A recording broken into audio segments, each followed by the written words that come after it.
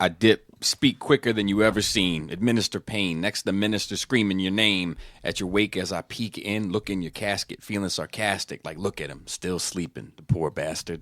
2's, Jay-Z, and this is episode 222. You are a very, very clever man. Well, well, it's because I'm not smart, remember, from last week? Oh, that's right. So it's striking Smart, that, clever. it's a matter of striking that balance. I think you can fake being smart by being clever. Hey, Yes, that's what comments are about, right? so how many family members do you have in prison? I don't think I have any.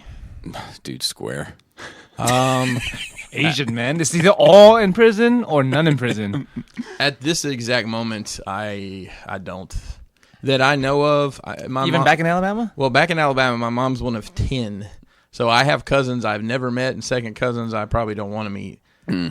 I'm sure somebody's doing some hillbilly nonsense getting arrested, but I don't know how bad a hillbilly nonsense it is, if it's federal or not. Time to cook, Jesse. I think that the reason why I bring that up, I'm pretty sure, and I'm not going to go into details in it, but I'm pretty sure that my brother, the one that's had issues, if you've been following this podcast for any period of time, is going to jail. He is. I'm pretty sure. Okay. I'm pretty sure he's going to get charged today. But the funny thing is, right, I don't talk to him. Not because I don't love him, but because our relationship is just, there's so much distance. It's weird. It's weird now. My sister hit him up about it, when we heard the news. And his... How did you get the news in the first... Anyway. My mom told my sister. So he told your mom and your mom told you. Yeah, no, I think the police called my mom because of the circumstances. So my sister talked to me and talked to him. My sister brought up the possibility that he might be getting charged with something. His response was, this is my brother. This is the problem. This is the fundamental problem. It's a mindset. Yeah, they'll probably hit me with 4, but I'll only end up doing 2. Wow. He's already got it worked out in his head. Yep. He's already looking at the angles. Again, like it hasn't even happened, and he's, it's just how that dude's brain works. I mean, is he a path of least resistance guy where he knows if I can go through this trial and let them make a decision, or I can just say, I'll do 2. Let's go. He's a path of least resistance guy for sure, but he's also he'll I love the dude, but he'd flip on you for a job of it. You know what I mean? Like if it was like he was going to do 30 days and he could do 29 by dropping your name, guess what? He's doing 29 days. Oh, that Tekashi shit. Yeah. I don't know. It's different because it's not just him this time. It's also somebody else. I would have thought there was some kind of moral responsibility in his own head, but I guess not. Nope. Wow. They probably hit me with 4, but I'll only end up doing 2. Bars. Yeah. 22 twos. There you go. Double down. Serendipitous. Don't you get more if you're like repeated offender of the law and shit? Yeah. I don't know how that's going to play out. I know. I feel like it's going to be better for his own good and for society's good if it was away for a bit. Definitely I would say definitely for both. If he, I hate to say take advantage of it because I'm not a big believer in our justice system. Not only our justice system. Our what do they say it's supposed to be like rehabilitation. Oh yeah. It's not that. No. Some people get it, but that's up to them. Right. And I'm not trying to throw my brother any bail, figuratively speaking. But yeah, I don't know what's gonna happen. I'll keep you guys updated. I'm sure you all care. Maybe we should talk about it more on Patreon. Yeah. Well, after it's all said and done, so the only thing is like it's gonna. I mean, it is in the news. Yeah. Right. Yeah. So I don't want to give anybody any connections to my family that are not necessarily ones they need to be making. The other thing is I have another supposed brother that's in jail for armed robbery and burglary. The one that your dad doesn't acknowledge? The one that my dad doesn't acknowledge, my grandmother doesn't acknowledge, but my mom says is my brother, and there is a connection. There's a seeming connection between the two of us. Yeah, at least we acknowledge our side, Grandma. Yeah. Yeah. And then I have an uncle that's in Jessup. So What's that mean? It's To the common man. It's a prison. It's a state prison, and it's In Maryland, but yeah. it's also like it's like you're not full blown Arkham, but you're not right. no, either. you're not. Yeah. So I'm trying to look up the thing. So we do have in spite of all this, we do have a fun-filled show. Nice plug there. Nice Get plug the bad there. shit out of the way in the beginning, man. It's all right. But Nice plug there, Spike. yeah. I see- yeah. I see You know what's funny? Bars. My wife said it recently too. I've been saying it more. But yeah, that's his name. Mm-hmm. So I've been saying it more. I'm trying to think. I feel like there was something else I wanted to talk to you guys about early on. There's a bunch of discussions I want to have. We got one question about Mafex in their superhero line that I thought would lead to a pretty good discussion. Yeah. But I guess we'll take it. There's no need to rush. We don't need to. It's we don't need 9 to, o'clock in the morning. Yeah, All day. yeah. We don't need to run down and fuck one. We can walk down and fuck them all. So let's start with Nerd Rage. This is episode 22. Welcome everybody back. And 222. And I have been working on our greatest hits for the Christmas week because we're going to take that week off. And I was putting it together That wasn't in the contract. I didn't even know we're taking off. Yeah. We'll take that week off. Is it you with know? pay? Yeah. Yep. Your salary remains the same. Oh, okay. Thank God. And I got to get a better agent. what's wrong with this one? Oh, you said agent. Guess you have to put this on the greatest hits. I definitely did not say that I was looking to upgrade my Asian situation. But I was putting it together last night. I thought I had lost it. Well, I didn't think I lost it. So as Joe knows, we have this thing on the app that we record on for the podcast that heightens the levels of everything upon export so that it's nice and loud for the listeners. So you don't crank it all the way up in the car and still can't fucking hear. Correct. So I've been keeping like a file going where I had all the clips and I've been exporting it. Okay. And then so if I did 4 or 5 episodes, I would cut that and I'd export it, delete all that, and then the next time I did 4 or 5 episodes, I bring in that one back in, and then 4 or 5 more episodes. But what ended up happening is after I'd done it 8 or 9 times, the beginning of it was so loud and distorted you couldn't make out any of it. Oh no. So I actually got discouraged, and I was gonna like, fuck, I'll start over and just pick up from June or July or whatever. I went through my recycling bin, as it were. I had all of the original exports. Nice. So I was able to, and I had them all dated. Oh, wow. For whatever reason, I had my shit together. So I was able to bring them in by date and cut them together one time, and now the volume is cool on all of them. So Getting your whole life together. Social media's up, computer games up, organization's yeah, up. man. So I was putting it together last night, and I mean, some of that shit was so fucking funny. It did make me think for a minute that I was like, man, like, you know, I mean, like it is work sometimes, and it is like we have to do it, or whatever the case may be. But we have to cram for the schedule to work out that week or whatever. But like, it's just funny. Like I'm like, you know, and these are not like, it's just like the most funny bits. Like not all the funny bits, just the most funny bits. And I was like, man, like I'm almost up to 3 hours. Like it's 3 hours that we've just been doing nothing but laughing. Like that's got to be good for the spirit. Yeah, man. Absolutely. All right, so Joe, how was your nerd week? No, I'm sorry. You got a second cup of coffee this morning. Yep. Chris, how was your nerd week? Oh wow. That's not how this works. No, I gotta do it. Otherwise, in my head, I'll be like, I'll be like, Joe probably thinks I'm always putting him on the spot first, or Chris thinks I always want him to go third, and I'll fucking stress myself So out. now, It's because he was recording with the Deluxe for a while. now it's yeah. Okay, let me get my notes here. Sorry, I was unprepared. I'm sorry. Organizational changes. I did a lot this week. I watched a lot of Disney Plus stuff. Aladdin is not on there. I don't know why. I thought it was It on there. should be. I don't know why. I guess it's too new. Oh, maybe. You know, but I was like I was searching for it. I was like, no, Joe said it was on here. I didn't say it was on Disney Plus. And Laura reminded me that you did not say that you had told us about it the day that we had given you the password, so that was impossible. After I almost went 12 rounds with her, but I was like, tell that to Conja Club. I don't want to hear it. Thank you. I still haven't watched I needed to add to my notes here. Oh, yeah? I haven't watched Mandalorian season episode 3 yet. Oh well, dude. Wow. Okay. Oh, Heard it was good. yeah. Yep. We got to talk about it You today. might either get spoiled or get to. Yeah. Oh no, that's fine. I'm not. Okay. You can all go. right. I'm not, play with. It's not serious with If that. you want to spoiler. watch it after the show, if you got time, I'll sit down and watch it with you. Okay. I've been watching them pretty much 3 or 4 times a week. Oh, anyway. absolutely, Yeah, okay. absolutely. So we'll start with there. I'll watch the Mandalorian. The new episode I watched Friday. Favorite one so far?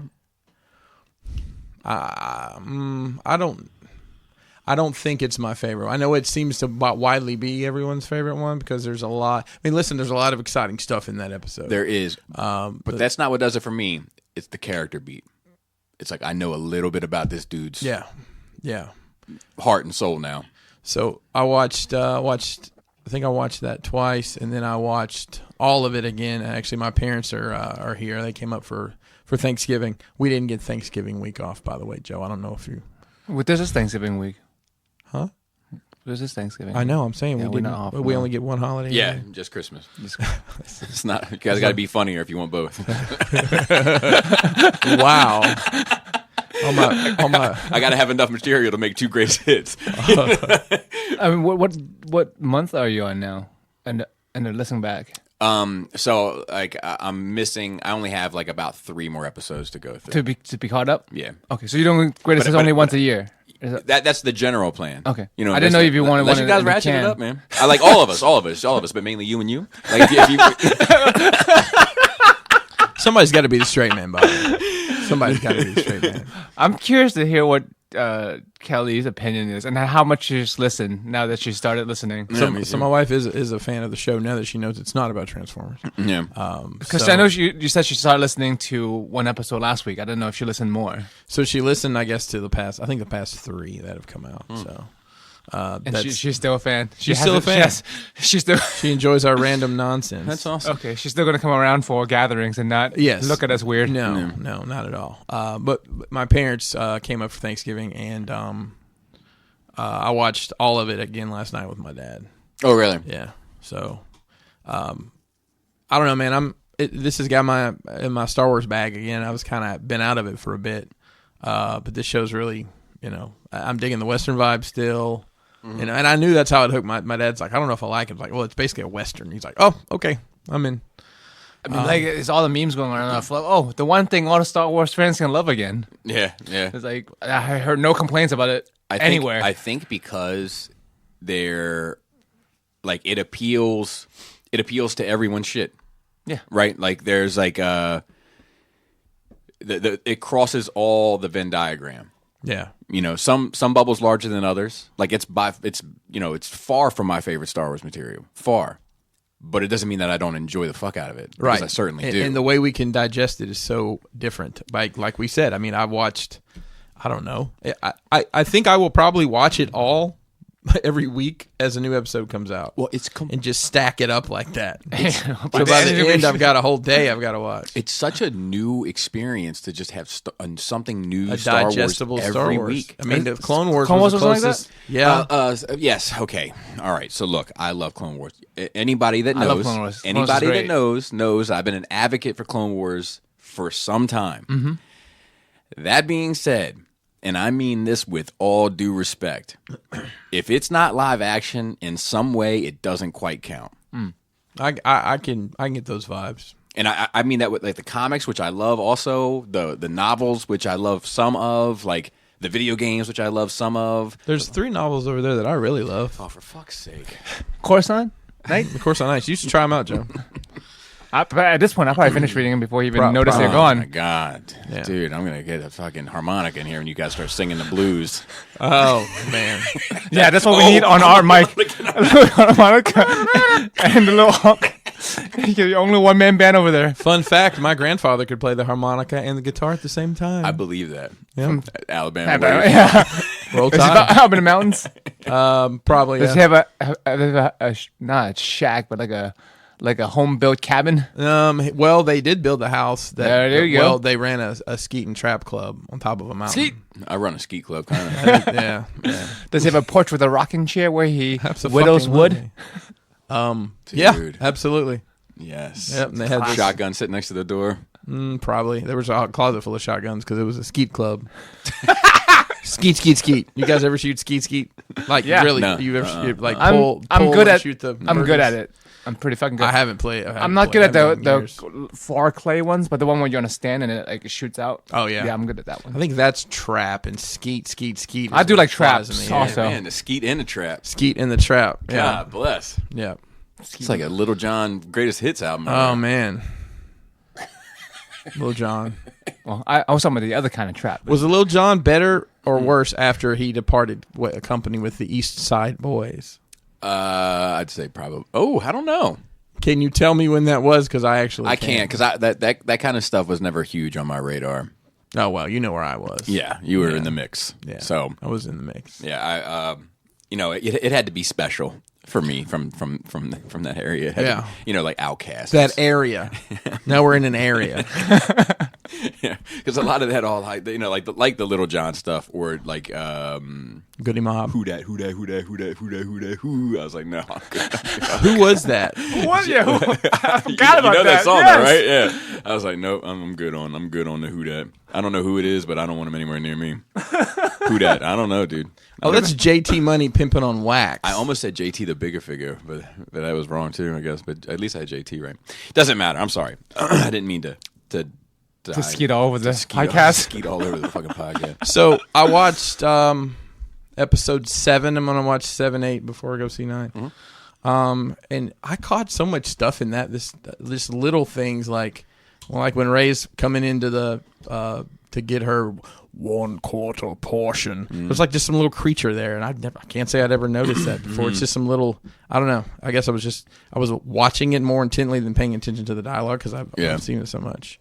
But it left me. I don't know. It left me feeling pretty good about what's going to happen, and I want to watch 8 again. Well, 8 is the one that's going to be. 8 is the one that. divisive. Yeah, I don't know. I mean, Bobby put a video out, a while ago. Yeah. Kind of like look at it from this point of view, and I did, and it's like, okay, I get it. Yeah, I get it. That to me is just like that Luke Skywalker shit, man, that's my shit. So if it's not live action, it doesn't count. Is it a Star Wars specific thing? Yeah, I don't know. I don't know what else I have in my kind of Transformers. If it's live action, it doesn't count. Yeah, so that's the It's inverse. That's right. the inverse. That's the yin to the yang. So That's the dark matter universe. What about comic books though? So comic books like Because it comes in many But mediums. most of anything outside of comic, I mean, like all the DC animated stuff, Yeah. is based on a comic book. But it's It's not new material. but but also do you take that in front of what's already presented in the comic, or you take the comic material first? I guess that's up to the interpreter. Well, that's asking Bobby because he has these rules. Well, he has many rules. Well, comics is different because it's so many universes, right? Like Star Wars is, with the exception of the EU debacle, it's pretty much one story. Right? Another sidebar to the sidebar to the sidebar. Mm-hmm. Did you look at that Mandalorian history? Yes, I watched it. So is it all? Is there anything contradicts what's going on right now? Nothing contradicts what's going on right now, but a lot of that is up for grabs. Can we put Isn't a it link? fucking great though? It's good. Can we put a link to that in the description this week? Yes. Yeah, that was a fucking. I haven't good watched listen. it yet. It's, I forgot. I need to go back and watch it. Yes. it's very interesting. Yeah. It's so there's And some, I like cohesive. I like when people take all these pieces together and put one fucking cohesive storyline together that I don't have Right. to fucking hunt 8 different places for, and try to keep shit in my head. You know, Sure. like the old X-Men comic books would refer to issues 38 for this fucking event. Like, no, I won't. yeah, Right. yeah, A yeah, little yeah. asterisk action there. Let's see. Where do I want to go? So I read the sequel to The Dark Knight Returns, the Frank Miller book. Oh, you read the whole thing. I read the I whole thought it thing. wasn't, Okay, wasn't all it right. not good? How did you feel? I don't even remember what it was about. It was. The I tw- didn't mind it. The twist is the Nightwing, right? Like that's the twist. Yeah, I enjoy the storytelling, but it's just, I don't know. It just took a lot of odd turns to get where it needed to go. The Nightwing thing was the divisive thing about that book. It's not so to me. The Dark Knight Returns, the Dark Knight, all that shit is its own universe. Exactly. Okay, I agree. Okay, And everything so, is. So in my head, there is a universe where it's super plausible that Nightwing would have this kind of post-traumatic stress as a result of being raised the way that he was that Right. could have a serious backfire at some point. And I just like to see it explored. But there are people that feel like, like you took Jesus off a cross and you put him on a circle or something. You know what I mean? Like, Yeah. not like a square, Wow. not like a square that has 4 sides or a triangle that has 3 points, but like a circle. Made him the Vitruvian man. Yeah. Well, that was a form of crucifixion. Like there was a circle that they used to put you in. I thought they broke your arms and legs around it. The wheel? Is you talking about the wheel? I don't know all the ins and outs. They of did it. a lot of fucked up shit. They also say that like during the time of Jesus' crucifixion, they hadn't moved to a cross yet. Like historically, it was all on like a straight pole. Like so to speak. Like it was like a straight, and you just had your arms above your head. I mean, it works the same because it Right. chokes you out. Exactly. I think about getting one of those T necklaces. I don't know if an eye one would have sold as well. Yeah. Or if I do the circle. I and you do the T, we could be it. Dude. God damn it! That's on Glad I was left out with that one. I couldn't think of one with an O. I watched a lot of wrestling this weekend. I had a Survivor Series pay-per-view, and NXT had a War Games match Saturday night, which was a freaking phenomenal show. Let's see here. I've been working with a 3D printer some. I'm going to try to utilize that more. I printed out a Baby Yoda? Baby Yoda. Oh my God, that face! I know, right? So that was on a lower Like quality. when he first posted it, right? He posted it from like the side, like the classic view of the Mandalorian, just the and hand silhouette. sticking out, yeah. and the hand sticking out of the basket. I'm like, oh, how's that face look? He sent a fucking picture. It was so funny to me that you're like kind of nightmarish. So I printed it again on a finer quality, and it's like there's so much more detail in the face. Actually, his eyes are closed, and he's doing a little reach out. So, How much time for that size item when you do a fine? How long did it take to print I'm trying to. I think it was about 3 hours it? Jesus. on fine. So like overnight last night, I was just messing around with it. There's a ton of free stuff you can get. Just looking for some like Star Wars crates or something. Mm-hmm. And one of them printed it overnight. It took 7 hours. Yikes. Are you making it too solid in the middle? No, we're going down to like 10%. Really? Fill, yeah. I don't know. I've got there's so much to learn. 10% fill comes with just the brim, I'm pretty sure. Yeah. It's the bangs though. Oh yeah, with the banks in front of the bill. Dude, brim bang. Dude, what if they made like a cap? They make the caps with the hair in the back. It's just the bangs, but you wear it kind of like up like this. It's got the bangs. So it is very anime. It is. It is. So you have it's a traditional printer, right? It's not a resin one. No, I have a PLA. I'm using PLA. Because resin ones are looking interesting. So- The only thing is like it looks like a pain in the dick to clean once in a while. Yeah. You just clean the reservoir. So a lot of the guys that are doing like custom guns for 12 scale and stuff are using resin printers. Yeah, I bought a bunch of it stuff. pours up recently. and it's like smooth. It's like no real Yeah. print line and shit. Yeah.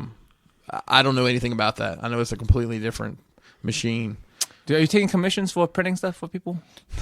Not really. I mean, I want some stuff printed. If you want some stuff printed, buy me a roll of filament and come to the house and we'll Okay. sort it out. That'll be the charge. Seems fair. Yeah. Let's I don't see. even know where to look. What I else? gotta play with a fat cat, Oh, jeez, he's so fat. So, so to speak. I didn't say hog. No, you said cat. you did. That's its own thing. So I oh God. I've been getting up like stupid early for me, like 5, which is kind of cool because it gives me like an hour, kind of just to do whatever I catch my. I normally drink coffee, check my email, and sometimes I'll just start scrolling through YouTube. And I end up watching this people doing this art that's called an acrylic pour. Are you familiar with this? Have you seen this? So basically, it's you can use any kind of acrylic paint, and most of these people are using like one of those $3 canvases from Michaels. You pour. I think it's like a silicone additive you put in acrylic paint, and it kind of basically you pour it all over this and you move it around, and it makes all these crazy colors and patterns. Tie dye? Not at all. Sounds like it. Well, except it's not at all. Yeah. Anyways, I can show you some pictures Okay. of it, but I just wanted to see if I could do it with what I had, and I had some pour and medium for a failed water project I did. So I tried it out, and I'm like, oh, this is pretty cool. I know it's just something artistic and different. I needed that. It felt good to do that, and just, I don't know what I'm going to do with them, but Sell them. Yeah, that right now. Etsy. Have an Etsy store. Scrolling through Etsy today.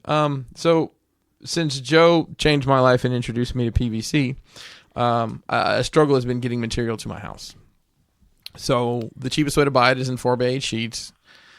Like Home Depot. What do you mean? Why do you have? Oh, because you're driving it and you don't break it up. Well, therein lies the problem. You have to try to cut it in the parking lot because they won't cut it for you there. Although they get dusty everywhere. Yeah, they won't cut it for you. So shout out to Chris Bishop from TKO. Yeah. Good dude. He works in the sign industry, and at NJCC he had seen the stuff I had, and we got talking about PVC because it's heavily used in that industry. He sent me this website to this place here in Maryland. It's called Harbor Sales, I think. Harbor Freight. No, it's definitely not that. Different. Very It's different. a wrench made out of styrofoam. I've got a lot of Harbor Freight I tools, have to, man. right. Yeah, I buy a heat gun there about every 2 years. Yeah. So this place has all the material I need. Last time I had them delivered in sheets, which was nice just to get it to the house, but still had to get down on the floor to the T-square and cut it into manageable pieces, which basically is like 24 square is about what my machine can handle. So I got to screwing around on their website. I'm like, oh shit, they offer cutting services. So I ordered it yesterday. This morning before I came over here, guy shows up at my house with 2 boxes full of 24-inch square pieces of PVC that are pre-cut and ready to roll, and it was $6 extra per sheet for them to do that. Wow. All day long. Nice. So I'm super happy about that, and it's overnight, which is crazy. That is crazy. Let me see what else. That's pretty good. Kind of that shit is a pain in the ass. Yeah, it was a nightmare. It was an absolute nightmare. So, Designer Con was this weekend out in Anaheim. Bro, you're a designer now. Yeah, man. Yeah, I had a couple pieces on display at the Mezco booth. No big deal. Well, the tree deal The Asian one? was there. Yeah. It's very Asian. Yeah, Love that's it. what they wanted. It looked great. Looked like It my looked people's. great. Thank you. I didn't make the tree. I know. When you said that, I was a little disappointed. I'm gonna be Well, honest with you because honestly- because it's such a it's the piece. It's the right? piece, and I get that, but I had never made a tree that big, and at one point they were talking about wanting to post figures in it. So they ordered that, had it sent to my house. It's actually resin, and it was in a planter. And once I wrestled the planter off, I realized the weight of the base was cast resin as well. So I had to use a multi-tool to saw through the trunk and try to get it level. And but I made the bridge for that, and I did a ton of static grass on that, which was cool to do. I hadn't done that in a while, and that's a fun process to argue with that. Have you ever done that static grass? Yeah, also gets everywhere. It does get everywhere. But I've never done it properly. Okay. I've just bullshitted my way through it and sprinkled it on there. And Well, what I normally do is, I do the static bit, and then I hang it upside down, let Yeah, it dry, so it so it's stands all up. straight. Yeah. When I was a kid, I used to fucking take tweezers. Oh, really? Yeah. I've watched a couple guys. They'll even take an old paintbrush, and then they just put a little bit of Mod Podge on a couple 5 or 6 strands, and then they'll cut that off, and then put it to the side, and it's a little. Then you can twist it around in a circle and make a little grass stand. So it's little stuff you pick up here and there. And then the other one was that crazy skull tower. That thing's awesome. Was probably the most challenging thing I have ever done because it's not something that really exists. I had a picture that I was sent, and to figure out the engineering because each and it was a 2D picture, right? Right, yeah. So you had to make that into a three-dimensional item. Each box had a black light in it, and each box had a skull painted with black light paint on a clear post, and some of them had 2, depending if it was double faced. So, and getting it out there and make sure it got there safe, and I'm not there to put it together, so right. luckily, That's the nerve-wracking part. Yeah, If someone so- breaks it, how are they going to know how to fix it? So D Amazing was out there, luckily, and he knows his way around this stuff pretty well. So he called me, and I gave him some clarification. I sent extra screws and everything. So that was all. It's always cool. And Calum got a chance to go to the show. Oh, nice. I think Studio Dre went, BZ Fresh went. So Calum took a ton of pictures that I uploaded on my Facebook at Crashbox of all the pictures he took. So thank him for that. And he picked up a couple things for me and some other guys while he was there, which it's nice to have a West Coast player. Yeah, for sure. For sure. And the office build I did a pre-order on. I actually started cutting those this week. I have to 15 of those. So it's a lot of machine running. But it's if I can get the machine right where I need it, like I cut 6 or 7 panels yesterday, like boom, boom, boom, boom, boom, without having to reset anything. And right. It's just kind of the spot you want to be in. So Little rhythm. Little rhythm. Yeah, that's it for me. All right, Yosef. I watched the Toys That Made Us. All of it. Yeah, all the season 3. It's only like 3, 4. Four. Usually they do 4. Yeah, it's 4 episodes. Yeah. It was good. I enjoyed it. Any I favorites? Like the Turtles one, just because at the end when they got back together, like Yeah, but it wasn't right. it.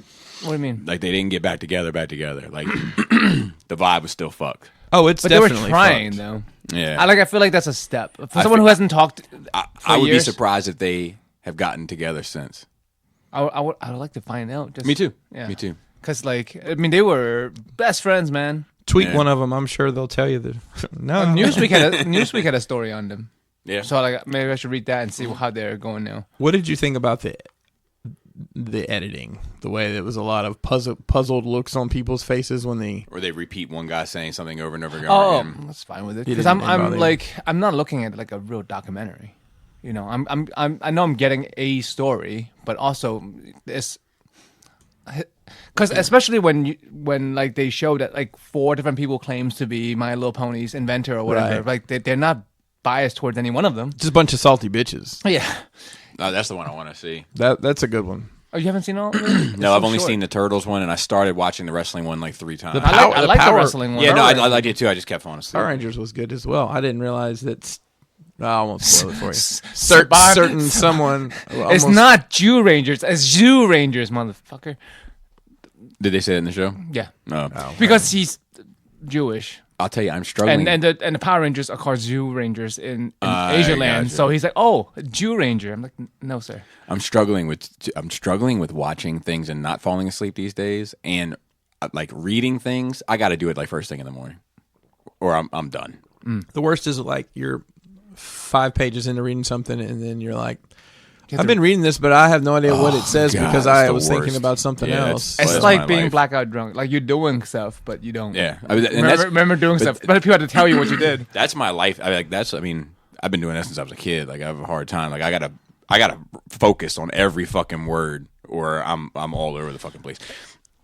I was also gonna say when you were talking about waking up early and fucking around, I try that, but it's very rare that I'm successful because I got to be like Catherine Zeta-Jones in that movie where she was going underneath the laser beams. Entrapment. Yeah, I got to do that to Got get that downstairs ass. without, yeah, for sure, Back then, without waking the kids up and all that kind of stuff.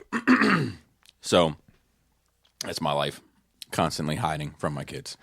My problem is like I don't know if it happens to you guys, but if it's a place I go to often, like work, I won't even realize I've been driving till I get there. Oh, I do that too. I get on the do road that and I'm too. like I'm in the zone, that and too. then sometimes I would miss an exit. I'm like, wait, it doesn't look familiar. Fuck. I don't do that. once a blue moon, I would just.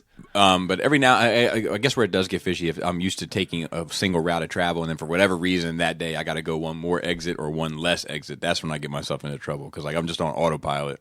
Like I always get off, so to speak. Yeah. But the Power Ranger episode was very interesting to me because just to know more history of it, because I only know the Eastern side. I just know the Power Rangers. It's been around since I was born. Like it's been around since before I was around. So I grew up with it, and then it always bugs me when people don't know source material. Like when people say, "Oh, Japan has Power Rangers too." I'm like, no. well, I mean, the common it's like person- Robotech. That's why like Robotech gets me fucking riled up. Worked up. Yeah, It's like, but it makes me feel better to know that there's actually like a mutual thing. You know how Microman and Transformers like mutually and Sure. G.I. Joe like Yeah. evolve together. they're all kissing apparently, cousins or some shit. you know about it in Alabama. But Third cousins is fine. dude, I used to have a second cousin.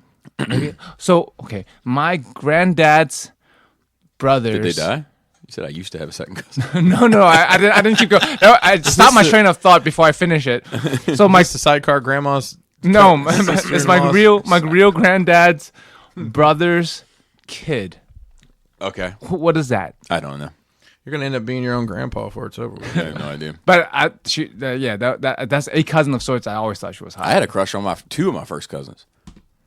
You know, Okay, like- so it's not that weird. no, I think a lot of people's crushes are their first cousin, like because it's like Commonality. yeah, Like second, because it's it's my grandparents. Yeah. it's like the opposite sex person that you first have like kind of long-term encounters with that isn't your sister or brother. Right. So, you know what I mean? Like so I think a lot of people like on my mom's side it was Stephanie and on my dad's side it was Casey, and I used to think Casey was significantly older, and I used to think she was sexy as fuck. And she drove a Jeep, and you know how like that it has the lights on the covers on the Jeep that says KC on it. I was like, damn, she's slick too. She's got a KC because she's KC.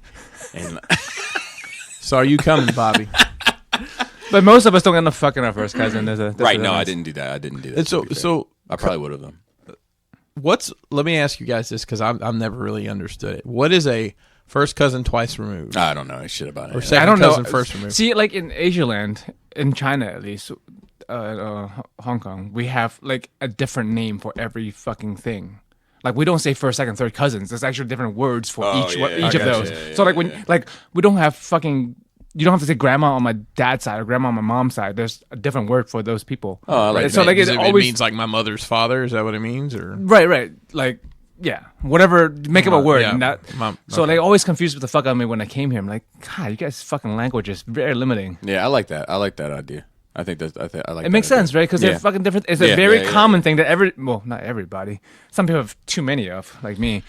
But everyone has a grandma and grandpa. I think having all these technical names though for like twice removed and all that shit, like I think it's some white people shit because like when I ever talk about my family with white people and I'm like my brother and they're like your brother and I'm like yeah my brother, like explain, like well my mom and her third husband had a kid and that's my brother. Half And brother. like, that's your half brother, and I'm like dude.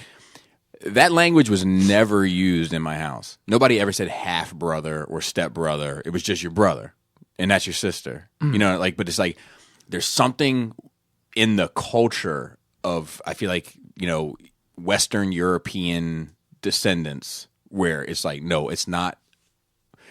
It's like their way of saying it's not 100% legit. Is it not 100% legit, or is it just making the relationship more clear? Well, Because they mean different things. Like to me anyway. I don't Like your relationship doesn't have to change, but they are genetically not the same thing. right, but I don't feel like they're worried about that because I feel like the line of questioning always goes like, "Oh, well, you didn't like grow up with them." Like, no, I definitely grew up with them. Like, well, how much time do you spend together? Like, well, how much time is enough? You know what I mean? So like, if you have a brother, like some people have like super older brothers, right, or older sisters, Yeah, like 10, and 15 you years were old. like either they were the mistake or you were the mistake, right? Yeah. And they may have been almost out to college by the time that you became a kid. Now that's your mom and dad's blood biological brother, but you aren't as close with that individual as I was with my family growing up. Right. So like, what are you trying to distinguish? Like for me personally, like it's just like the family tree thing. Like that gets plotted in my head. Yeah. know what I mean? I understand that, but I feel like that's not. Not their intent. No. Yeah. No, I mean that's why I like the different name for every relation because you know exactly where to put the person on a tree. Because I don't know if there's any. Are you getting a delivery today? Oh, it's a long story, but no. I am. I'm getting You don't get notifications on your phone? I do, but not when they're here at the door. Oh, okay. You need one of those fancy things when they ring the doorbell, it fucking goes to your phone. Yeah, I need that. But I'm getting Jedi Force Projection Luke today. Oh, I thought you were saying you're using your Jedi powers to know when I FedEx have zero gets here. Jedi powers. I have zero Jedi powers. I'm sorry, so I don't even know how we got on this shit. Power Rangers. But it's I good. should have guessed. It's good to know that they're Power Rangers, like the Japanese Power Rangers, original Power Rangers, and the West actually are intertwined. Like the Spider-Man, Japanese Spider-Man series, Right. influence where the direction Power Rangers went. So I was like, oh, okay, I'm more okay with it now since it's a little bit of both. A lot of crazy shit happened to get that to be what it was. Yeah. It's very, very interesting. But then it became a fucking cultural thing. There's always a Power Ranger. Like you have to have a Power Ranger every year, or every when the series is over. There's another Power Rangers in Japan for the last fucking 40 years. Sure. This is one of those. It's like Batman. There's always a fucking Batman something or other. Let's see. I could never get into that show, man. I watched it. Like, Yeah. it's not. I for you. think it hit me at the wrong age. it did. And we're the same age. It hit me at the wrong age, but I was at. Oh, because I grew up with it. That's the difference. I was a senior in high school, and I specifically remember telling my girlfriend, "We're gonna go to McDonald's so I can get the White Ranger Happy Meal toy, and then we're gonna go watch this Power Rangers movie." It was The Power Rangers movie was terrible. And she was like, "Okay, It was after Turtles. yeah." You know, like Yeah, it was a generation after. But I mean, listen, that's a lot of people's G1 Transformers. oh no doubt. a And I'm not big taking bag anything there. away No. from that, but like just putting it in perspective, right? Like whenever that shit premiered in the States, It's like 11, 12. yeah, and I was not. You were not in that bag. No, Yeah. But you were My- still playing with toys at that point. my life had changed, and I had no time for games. But you were still playing with toys in your bed. No, not too commonly. So the story that you're talking about was me trying to play after having not played for years. Right, but when did you first stop? I don't know. It was after that, probably. It was after that, but it was about the content. So like when they were running around like Saved by the Bell, jumping, I was like, this is fucking dumb, and none of these guys are cool. We had a Joe and I had a hour conversation hour about what debate is about cool. what is cool. It was the most uncool conversation I've ever had any taken. You know what's funny? Right now, I don't care what's cool. And I think that's the big takeaway. And I try to tell my kids that. They're like, that dude ain't going to be nothing after he gets out of third And I grade. agree, and I'm not trying to get into it again because Joe and I think found a common balance on it. But Well, tell me what that is, and I'll see if I agree. okay, before we- so is Han Solo cool? I think so. Okay, Because he's supposed to be cool. you're already see that's that's the key. It's Gambit cool. So hang on. No. I want to go back. I want to go back to Han Solo. So I watched episode 7 again this week. And honestly, like, I know that was a pivotal part of the story when he got killed, but that for some reason that evaporated in my mind that was such a critical part of that. All that. That was the point of no return. Social justice, right? And for No social justice for old white men. like I said, I was really just watching this, and his dialogue and his body language, it was just so good because it's Han Solo on the screen. It's not Harrison Ford trying to be Han Solo, and it just comes off as, I don't know. I think it's cool. So now let me reframe this. Is Han Solo supposed to be cool? Is he supposed to fit the cool archetype? I think that was the whole point of the character. 100% agree. Yeah, 100% he's agree. the jock, 100% agree. So and Luke's a wizard, so a space wizard I think he becomes that. with a laser sword. Is Obi-Wan supposed to be cool? No. Is he cool to you? Oh yeah. See that's that's where Joe and I were having a breakdown in our communication. Okay. Because I was talking about how for me to buy into a character, I think the character needs to be cool. Not cool to me. He just needs to be objectively cool. And then I can decide where he fits in terms of the intention of his archetype. So Yeah, like, that's what the objective. Like that's when we had a breakdown. It's like, well, cool is not objectivity; it's subjective. But then, objectively, the creator of a character is trying to make that character cool, whether it reads that way or not. Right. Doesn't matter. So then I was using Gambit as an example because Gambit is definitely trying to be cool. He's trying to fit the cool archetype. It didn't land for most people, but it landed for me. But I needed that for the buy-in. That's what made me attracted to the character, were the cigarettes, the girls, and the trench coat. And I get that, and you did exactly what they were intending. Right. Yeah. So anyway, it was a debate that went on far longer than it should have. And after we finished having the conversation, Joe and I both looked at each other like that was the most uncool conversation that we've ever had. I think it's because we were talking about from two different perspectives. Yeah, but it was hard. It was hard to use the language to explain our perspectives. Right. You know what I mean? Like I just had this conversation with Krista last night because we're talking about sub and dub, and I think English is just a really fucking limited language. it depends. And one of the reasons why I think it works is because it's simple. It can be learned relatively easily. But don't they say it's like it's the hardest language, one of the hardest languages to learn? That's what people say. Like Because it's there, and there. That kind of shit, I think. I don't know, but like people, Listening like to a lot of like European people, they'd be like, "It's a fucking challenge, super challenge," or Spanish people are like, "Dude, like you should fuck with Spanish. This shit is fucking next to impossible." I don't know. I find well, those are all based on the same shit, Right. Anglo-Saxon languages. I mean, like, that Well, in general, that Latin aspect. yeah. But it's basically it's pretty easy to learn to communicate with.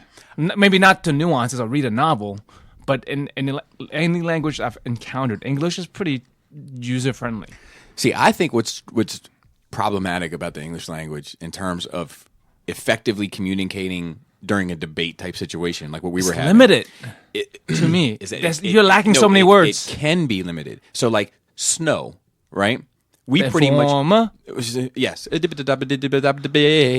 I lick it, boom, boom, down. So the so snow, the precipitation, right?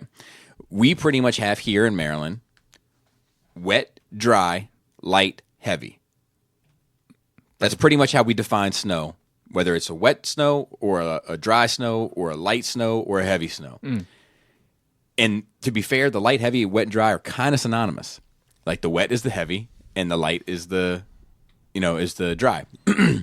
But like Eskimos have like 48 words for fucking snow. Like American Alaskans, I should say, like have like 48 words for snow.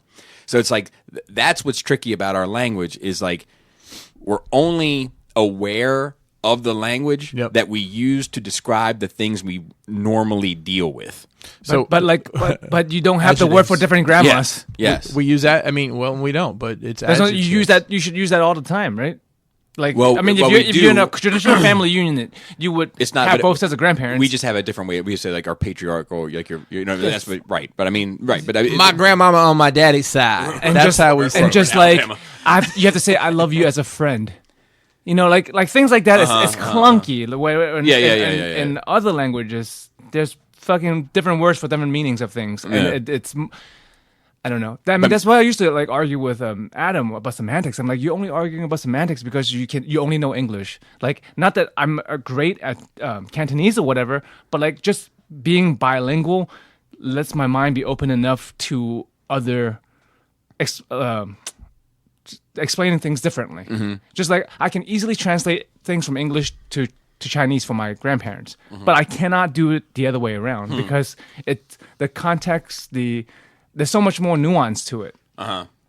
So that's why. But I think English is great just because people know it. Adjectives and adverbs. Around the world, it's easy to just fucking get around. Prepositions. Preposition. We had a preposition H. No, that's preparation H. I know all about that. We had a song. How's Toya and Ordo? We had a song in 7th grade that was like through, throughout, to, toward, under, underneath, aboard, about, above, here, of, all out, over, past tense. These are prepositions.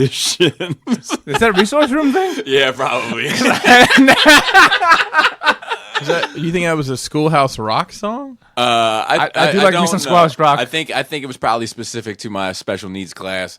But we had a little song to remember what prepositions were, and I never could fucking remember it anyway. But and me and Chris talk about sub and dub because Haikyuu is on Netflix in English dub. That's a poem, right? That's the volleyball anime. For anyone who remembers me talking about that is interested in checking it out. I'm pretty sure it's also a poem. A what? The Haikyuu. That's an extra Y and a U in there. Oh, okay.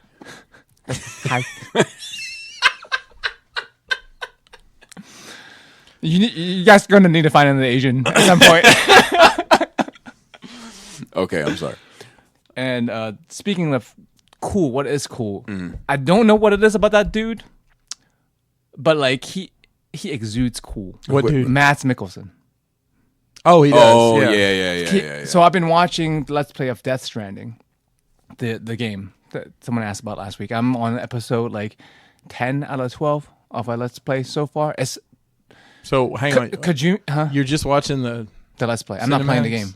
No. I'm watching I'm watching a dude play. I'm watching. Oh, okay. Which makes me mad sometimes because like if it's not a good Let's Player or if it's a dumb person playing a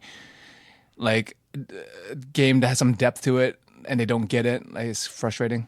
Because Death Stranding is made by Kojima, which is I don't know if you guys know who Kojima is, but a pretty big deal in gaming and world. But he's brilliant. He makes fucking really intricate out there stories that looks crazy on paper, but he pulls it together. I like he was Urso's father, right? Yes. Okay. He was Doctor Strange, bad guy. Yeah, and he was in Polar. He was the main character. I didn't catch that. He looks like a John Wick type. Okay. Did you see him after he took those death sticks? His eyes got all black around, and he ended up fucking with these other wizards. Oh, and Doctor Strange. But he just fucking looks cool. Or maybe he's got a cool look. He's got a cool vibe. Like that old man. Yeah, like him smoking a cigarette. It's like, man, if I can be half as cool as that dude. You ever seen a guy smoke a cigarette and looks like trash? Oh yeah. Yeah, it's terrible. Alabama probably. No. I don't mean that way. Listen. The Marlboro Man I mean, like, wasn't from around here. I knew in front of a heist. I knew a guy that smoked a cigarette like he hated it. Like this, like pull it.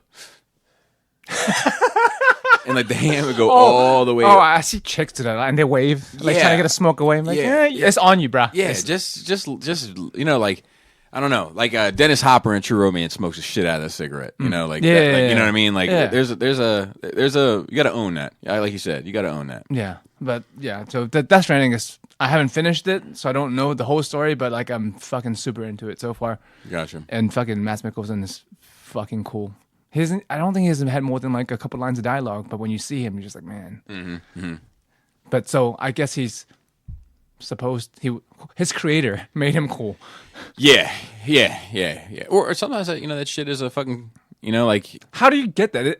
It's not just I don't know. I think it's nature. It's a vibe. Yeah, but it's not just a handsome or whatever thing. You can't just be good looking and be cool. Correct. It's something about It's body language. swagger. Your fucking It's confidence and how you swagger. carry yourself, and That's all it is. Yeah. It's like How like Jax Teller walking in a how you room, move through a room. It's like Yeah. it's it, right? I guess, but like I think it's nature and nurture. I think it's a little bit of A and a little bit of B. I'm jealous. Like I talked to Shane yesterday on the phone briefly. And, How is he? Is he he's great, but he's got to get down with Jesus?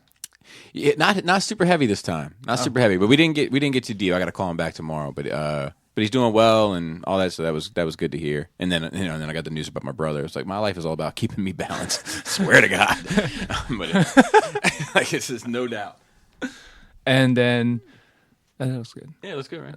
That's the Justice League movie figures. Yeah, Who's that? Mafex. Mafex And mixed in with SH Figuarts. yeah, good. They don't. Yeah, they look good. They man. don't look. No one looks out of place. Yeah, My man. If there's someone out of place, would be that guy. yeah. And lastly, I'm just still on my 40K kick. I'm still chugging away, plugging away, and watched all of Matrix trilogy while I was doing it yesterday. I don't know why people hate those movies, man. I I rewatched fucking them think they're recently, great. and I still the first one to me is a standalone piece, but it's great. But I don't know people the like trilogy shit on the goes second well. and third one. Yeah, Like what I is like it? the character designs of the twins in the second one. yeah, The that was ghosts. badass. Yeah, but I just don't understand why people shit on them. I'll be honest with you, I never cared for You it. didn't like any of them, which is fine. Yeah, I didn't like the first one. So did you see the Matrix in theaters when it came out, and you didn't blow your mind at all? No, I walked out. I was like, dumb. Really? Yeah. So I thought some of the stuff, once again, that was trying to be cool was too trying to be cool, like the shades and the black leather. It was like too much for me. And then there was too much. Gambit isn't. Correct. Maybe if Keanu would have lit a cigarette up. I bet you can't even play cars. The other thing is that a lot of the tropes of it, like seemed, I think, too familiar. And one thing I know I struggle with is hype. Because when something is hyped up to me, I put it on a pedestal. Oh, I don't. I don't- keep my expectation I in check when something is not hyped up. I don't mean to. It's not like it's a conscious. I mean, that's what hype's supposed to do, right? It's a conscious. It's not like it's a conscious choice. It happens. Like Jimmy the Cricket doesn't pop up on my shoulder and say to. It just happens.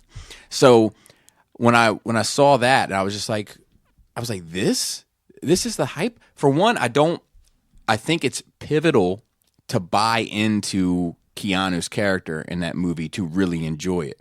Sure. And I don't. Okay. And it's totally his performance. I kept waiting for him to say the Matrix is bogus. Like it always like has that like Bill and Ted sauce on everything he does. The Alice in Wonderland, Terminator 2, like there's just so much that just seemed like. But okay, so story aside, I mean, like the special effects didn't. I'm not that guy. I'm just not that guy. Like, that was revolutionary. Correct. And I can have that conversation and be like, look, what happened in that technically moved special effects forward 20 years or whatever, But like for me, sitting down, watching and enjoying it, when he does that thing where he goes back and the bullets go all around, if they would have just shot and then cut to him still standing there and been like, I can move faster than you can see. And then he would have gone to work on him. It would have done the same for me story-wise. Well, it was telling the story because he didn't know he could do that. Right. But if you just said, like, I don't know how I'm here, and they explained it, it doesn't. I'm not trying to work out the scene. I get you. I don't need that. The visual effects? I don't know if there's any movie where I've been like, like the effects is what I love about this movie. Like I don't give a shit as long as it doesn't look bad. I don't care. Redneck boys used to come back, return their movie to the video store, and it could have been the new Bruckheimer movie. Man, them graphics are really good in this one. Graphics, roll tide. But like, sometimes I watch like the on YouTube. You can watch like the 1977 Star Wars versus the Street Fighter 2 version of it now. You know what I mean? The Ultra Mega Turbo Bonus Edition George Lucas cut with Kathy Kennedy sauce on it version. You can watch delicious. You can watch it side by side. I enjoy both the same. Okay. Like it's just not a thing for me. It's not a selling point. As long as it doesn't look terrible. So when the special editions came out, you were like, meh. About like, oh, they added another creature in the background with a guy. So that stuff I like. There's a dewback. But not because of the effects, just because it's like, oh man, this world seems bigger now. Sure. There's more creatures, there's more such and such. But I like the fact that the guys could move their heads in the cockpit didn't mean shit to me. I can't say I've ever paid attention to that. Well, it was like one of the big trailer points, like as the X-Wings are coming up on the Death Star and the camera's kind of moving around Yavin. And they're coming up like, and they're all in their like seats, like hitting buttons and switches and shit. Which before it was just like a model guy sitting there, like like this.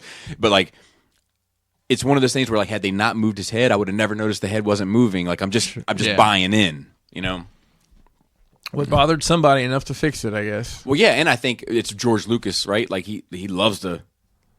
But it's look better. what I can do. I mean, I think it adds to it for me. Maybe not to the story, but like overall experience. Like, I mean, just like what Kubrick does with... I'll go with you on that.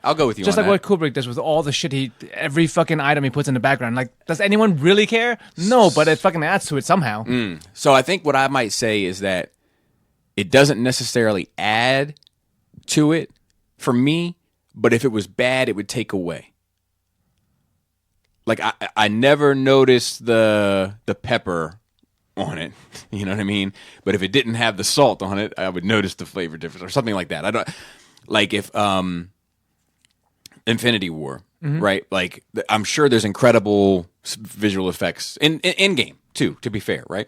I'm sure there's incredible visual effects to those movies, but they all look good, so it doesn't bother me. But if it's bad, it takes away. Correct. But that's what the Star Wars thing is like. Once you if you saw the old one first, I guess it doesn't matter. But if you saw a new one and then you go back to see the old version, then it takes away. It's just like the when I watch Star Wars, the fight scene between Vader and Obi-Wan it's no problem with it. But after watching the prequels and shit, and then going back to watch, it doesn't bother me at all. And I'm like, you'll never win, Darth. But it doesn't bother me at all. But that's you. But it doesn't. It's noticeable. It's like, damn, like they fuck out of the fight. But I think it's supposed to be. Well, it's 30 years later. Yeah, I think it's supposed to be like these were two people in their prime. That's all we got left, boys. This is one cyborg versus one old ass man. Yeah, but then you watch that fan made. Yeah, which was cool. But you know what? It was too much. It was too much. It was too much. But the idea of it, like if it was done. If it was edited better, it would have been better for me. But you know what my favorite scene of that recut is? A scene that makes absolutely zero fucking sense. is when Vader bends that corner and grabs the lightsaber from God knows where. Right. What the fuck was it doing over there? Carry that thing around. Somebody's going to put their eye out with that thing. He probably has an entourage. One of them just carries. Yeah, it. that's what it is. That's what it is. But you know why? Those little mouse Cool. droids It's fucking cool. pops out of the top. He's like, this looks like somebody will maybe do this with an astromech one day. I'm going to do it out of all those little mouse droids. Vader has a lot of swag. If you think about it. You know, Like, let me ask you a question. Did the prequels damage that swag? Well, that's what I'm saying. That's what I was getting ready to get to, is that one of the things, Hayden doesn't have that swag for the most part. Maybe once in a while. Yeah, it's But- pretty rare. It's very rare. Like Padme. No, zero swag with Padme Oh, at it was all. awful. Yeah, but I think I've said Like this shit. Like you only like this dude because he's the only dude you know. I think that's how That's George right. Lucas views romance. Like I guarantee you, the same creepy shit that Hayden does with Padme, Oh, it's what George he thinks Lucas is is romantic. Yes, that's what he does. You know the most. I'm telling you, he stands in That's he some stands, incel shit right there, he man. stands in the corner and just watches them. And then they're finally like, "What are you looking at?" And it's like, "You're just so beautiful in the sunlight." And they're like, "Ugh." Are you an angel? Yeah, are you an angel? You know, I guarantee you that shit. Oh, that makes sense now. Yeah, Like I never Hey. thought about it that way. But if you think can only write what you know. correct. But if you think about Vader in like the original, and I mean even in Rogue One, but like all that, like, I find your lack of faith disturbing, and all that, like it's swaggy. Mm-hmm. Well, and I think that the Rogue One performance could have single-handedly corrected any swag issues from his youth. that 10 seconds. Yeah. Yeah. Yeah, it's incredible. And then also the careful not to choke on your aspirations. That's a totally you thing. He should have had a horn. What if Like he had it behind his cape in his other hand. he had a little red bubble on his nose and he hit? My goodness. All right, I'm sorry, Joe. You were in the middle of your nerd week. We got Oh no, super- that was at the end. I just talk about watching the Matrix trilogy, and I love it. Good. And whenever we have these conversations where we don't agree on the like, I don't want anybody to band with me. Oh no, it's what if you like it, you win. That's always our mentality at the end of the day. Yeah. I'm just like, I think with stuff like the Matrix, with stuff like in the beach, I just get like, I think I get anxious, like angry almost at myself of like, why don't I like this? Oh, yeah, Everybody you said The likes Beach, this. the movie The Beach. Beaches. No. just beach like is sand the with the literal water. beach. Oh, because the movie The Beach with Leonardo DiCaprio I really like that movie. But Beaches with Bette Midler trumps it all day long. So let me talk about my nerd week. Was that it for the Matrix, or did you have more? No, my just final thoughts is like I find it interesting, like humans in general, that like two people with much similar interests and friends can see the same thing and take away something completely different. Yeah, and I would watch those again. Like, I'm not turned off. Like, I don't own them, and I own some wild shit. I actually Don't- own don't- them on some archaic technology called Blu-ray. I have the DVD set, the 10-disc DVD set with the special features. That's actually one don't need special all that features I watch you of go. all the movies. I watch all fucking. There's 10 disc. There's 3 of them is the movies. One of them is Animatrix, and it's like fucking 6 other discs of like other I shit. remember when that box set came And out. it came with the Neo. Yep, I have that set. But I'll tell you, I would watch. I don't hate them. They just never did it for me. But at the same time, I feel like if you put somebody else in that lead role, it might change my thing. And it's not that I hate Keanu. I like him as a person, and I don't like. It's not like I'm like, ugh, like.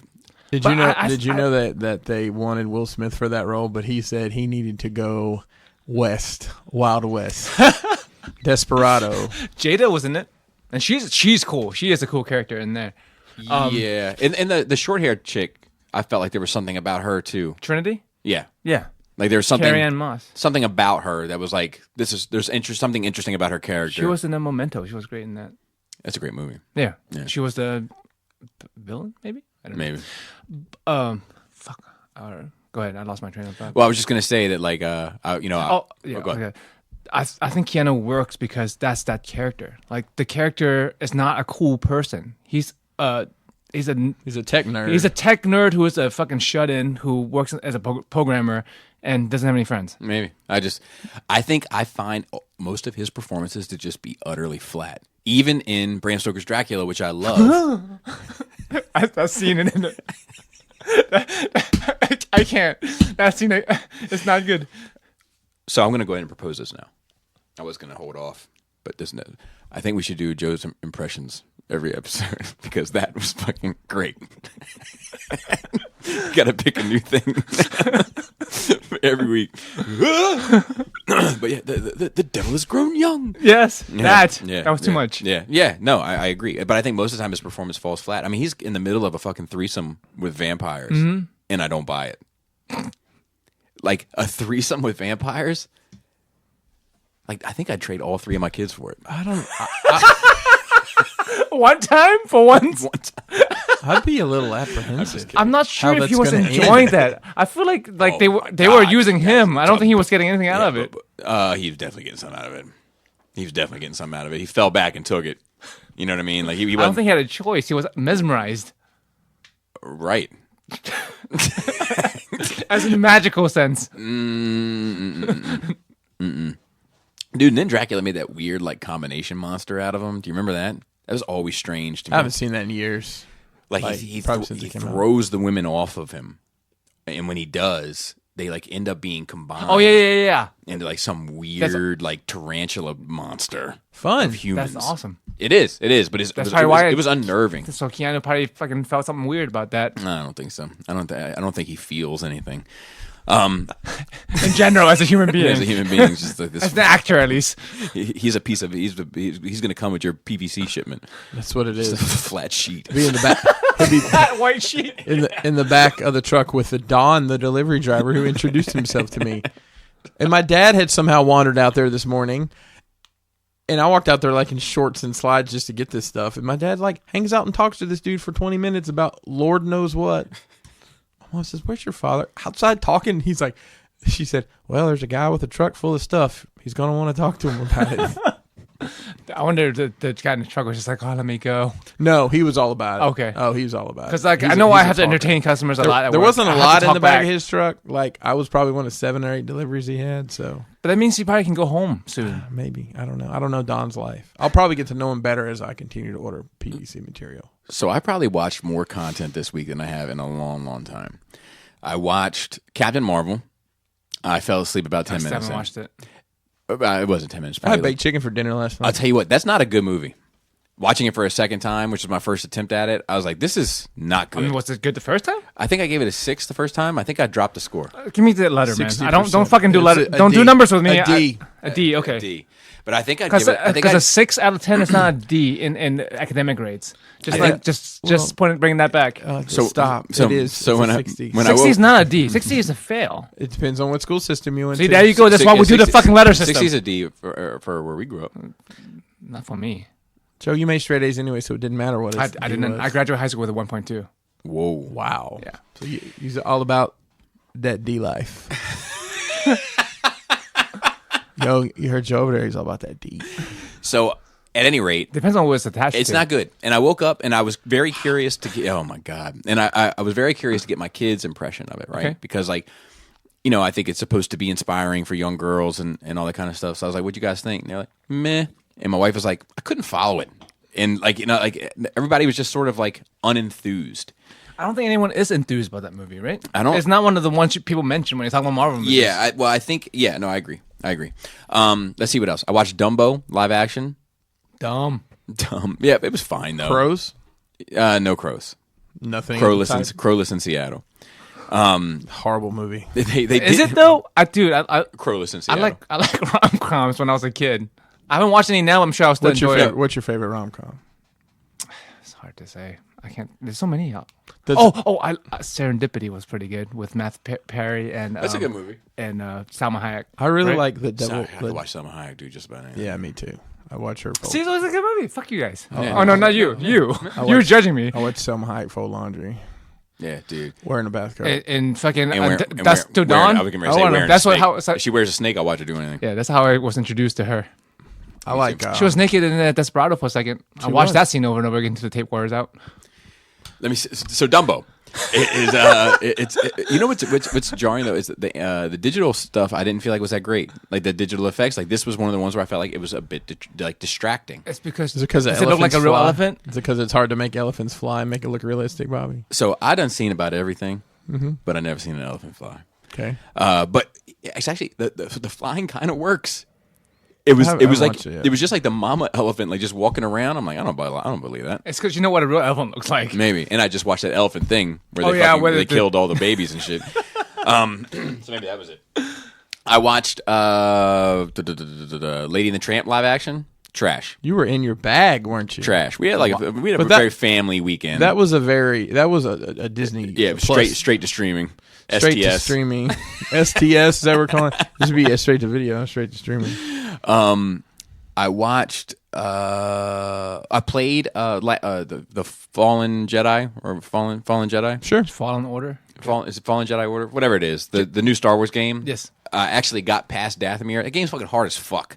You have it set on hard. Is it hard No. or are you trash? So I thought I might be trash, but I talked to some other people like, no, dude, that game's hard. Good. The game's challenging. But no, challenging. but it's beyond challenging, where it's frustrating. Like, there's a line. There's a line.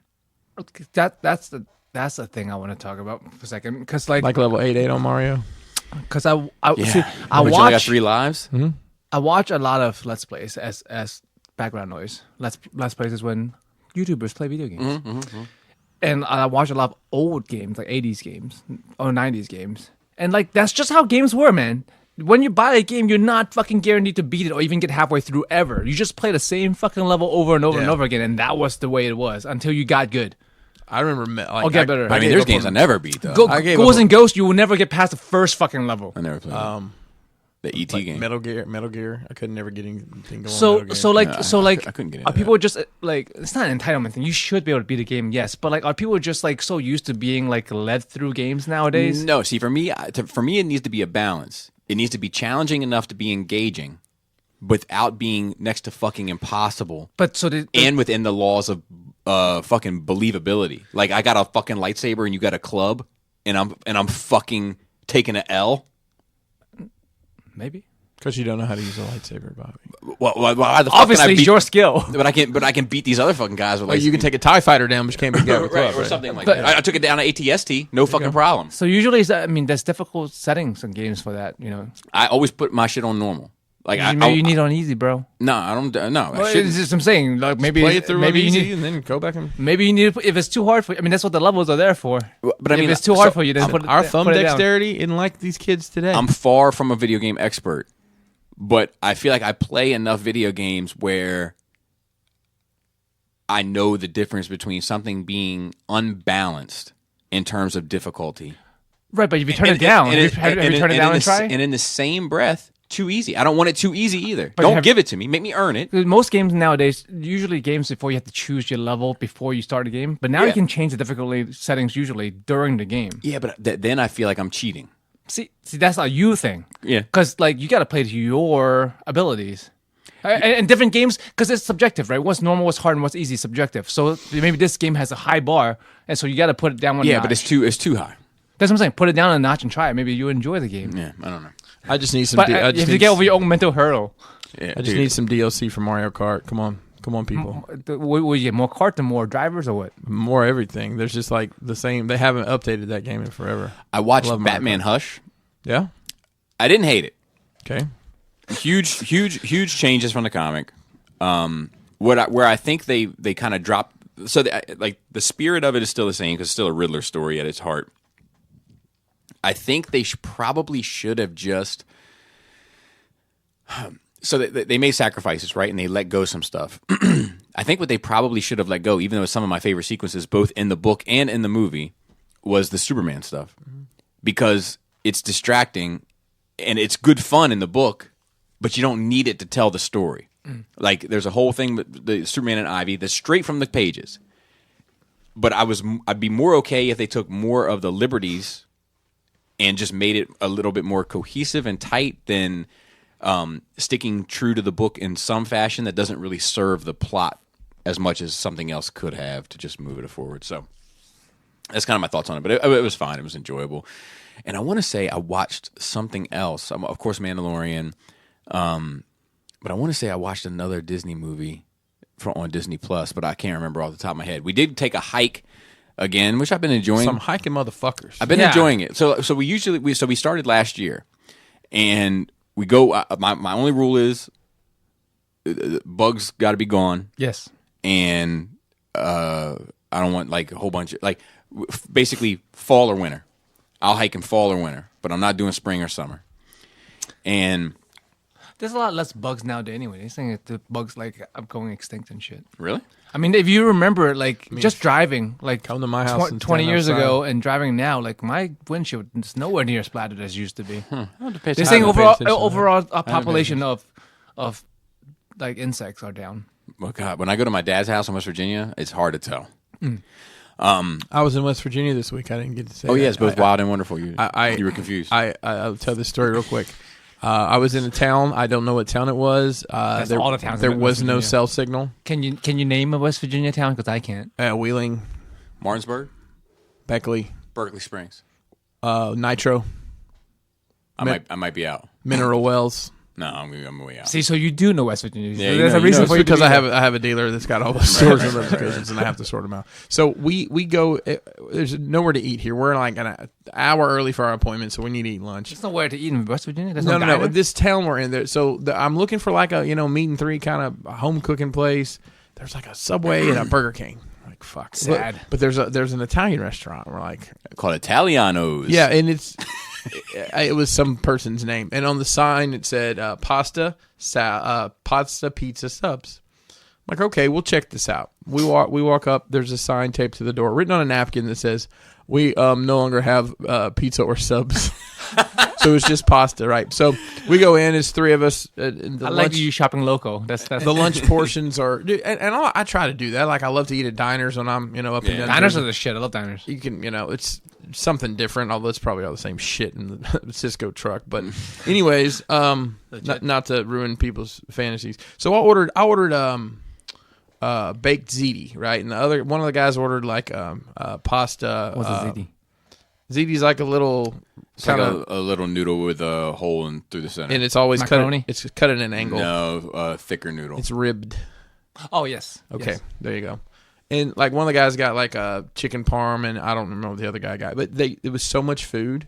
Like I don't think the three of us could have eaten this one container for me. Wow. So the three of us could have split it. And it was like $30 for all this food. Right. Like, Right. somebody needs to do some math here. There's no way they're making money on Well, this stuff. how many It's people was in crazy. the restaurant? Was it full? There was a lot. There was a lot of people getting to go orders. Okay. But I was gonna say if the restaurant's wasn't empty, full. maybe they're just trying to get rid of stock. I don't know. We saw somebody's plate come out. I'm like, oh, because there was a dinner portion and a lunch portion. We just got lunch. Yeah. It's like, oh my god. Well, people all fat there. There's some healthy folks. I ate at Cafe Bueno. What's that? It was the taco place that you and Adam had gone to. Okay.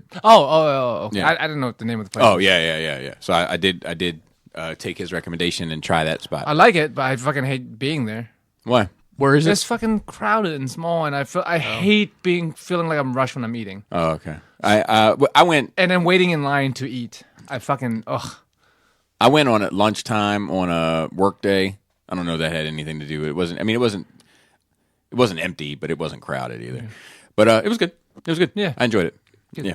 I had let's see what else. Oh, so we went on this hike.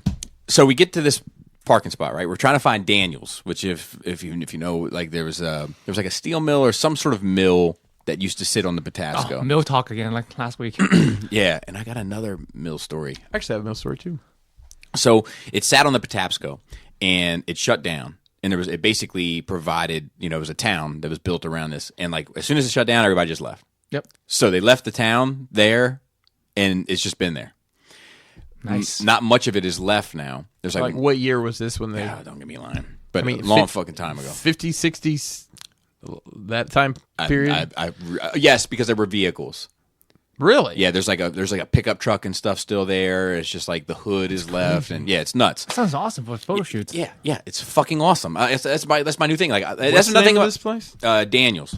Daniel's just put in Daniel's Patapsco State Park. okay. You keep a tabs of these places. I gotta go with. So just Google. Yeah, I don't. Strange shit in Maryland, and like it comes up I'm not that white. like Hell I'm House, not that white at all. But Hell House, all that stuff. So that's my thing about the Shit in hiking. Maryland. I'm That's how you good. get lost in the woods. I'm good with hiking, but I need a destination. Yes. I can't Not just be wandering walking around. aimlessly. No. Like I want to get to. Let's go see something and then come back to the car. So anyway, we get to this park. It's called like the Daniels parking spot, right?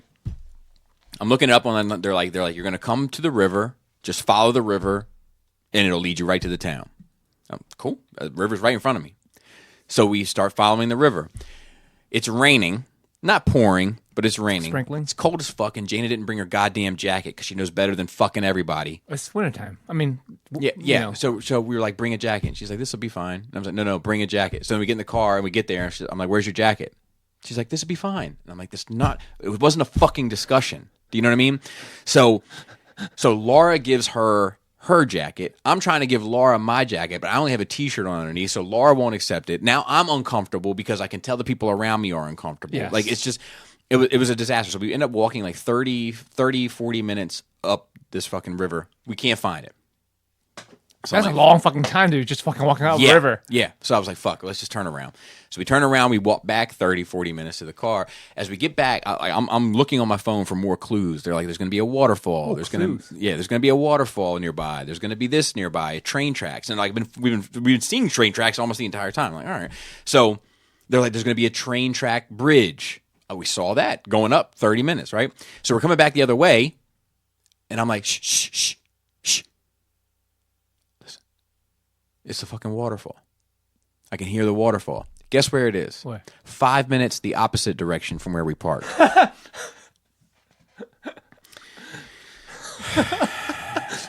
Air and opportunity. So we walk down to this. We walk past two junkies that are asleep in their car, and we walk down to this this little shore. And Were they sleeping? One was. Or were they dead? The other one was zombie face. 1965 is when they Okay. kicked everybody out. There you go. So I see a church. It's on the other side of the river. So we'd have to relocate, rehike the whole bit. So we're going to go back another day. So you didn't actually go. No, I saw it on the other side of the river. It's like on the Baltimore County side. So I just got to go back and we'll sort it out. We were underprepared. But I did bump into this guy. This guy's like walking up. And This guy? Yeah, he's walking up and he's like, I'm like, good morning. And he's like, And I was like, all right, man, that's how you're going to be. And I was like, hey, do you know how to get to the other side of this? Because he looked like he was a guy that goes down there and fishes all the time. Yeah. And he was like, no, it was actually my first time here. I was trying to fish, but I've lost my fucking phone. It fell out of my pocket. And I was like, well, dude, give me your number. Let's try to call this. Let's try to find this thing. Dude, I find his phone in like 5 minutes. It's like on the ground somewhere? Yeah, it's like in a pile of leaves, like off the beaten path, like, you know what I mean? And then his whole, and then he wants to help me out. Well, I'll tell you what, I've only been here for 5 minutes, but let me tell you everything I know about it. I'm like, well, you're of no help. I've been of help to you, but you're of no help to me. But I mean, yeah. It's one of those like stories of you don't know what someone's going through right now. Even though they may seem like an asshole, he just lost his fucking phone. Yeah. And that's been pretty much it for my nerve. I did have a story yesterday about the. God, it was something inappropriate I said. When is it not? God, I can't remember. It's funny though. I'll try to remember. Who are you saying it to? I think a store employee. Poor people. Yeah, I can't remember. Poor people. Yeah, God, it's gonna bother me, man. It's one of those things. Yeah. All right. It'll Let's just get into news. Let's get a quick discussion, real quick, about because we had a question that was about the Mafex toys. So I think if we just talk about it, let me say this: Mafex has come a long way from when they first started, not when they first started, but when they first started producing this type of shit, superhero and Star Wars stuff. Basically. Western pop culture, our bag, 1/12 ish shit. Yeah. The price has gone up as well, but I'm willing to pay the price for the better product. They started out around like $40 to $50, but they fucking fell apart if you looked at them sideways. Too much eye pressure, and the knees would buckle. Yeah. Bad vibes made them just cringe. But now they're close to like $100, But I mean, Yeah. like that Aquaman is Mafex, looks fucking great.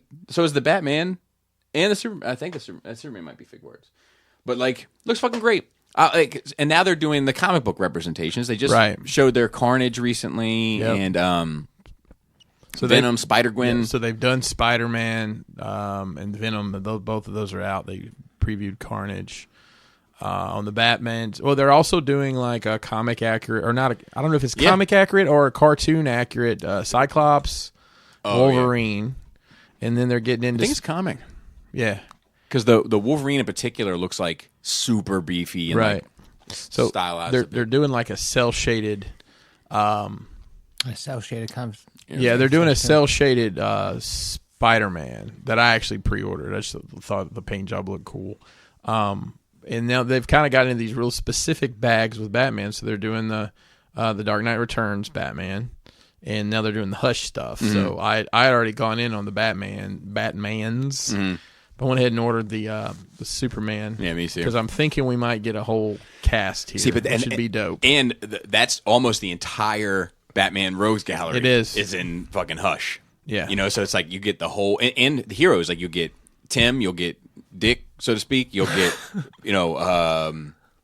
Oracle. You know, if they, like they could do almost the entire Batman cast if they did it. And like, I'm all for that shit.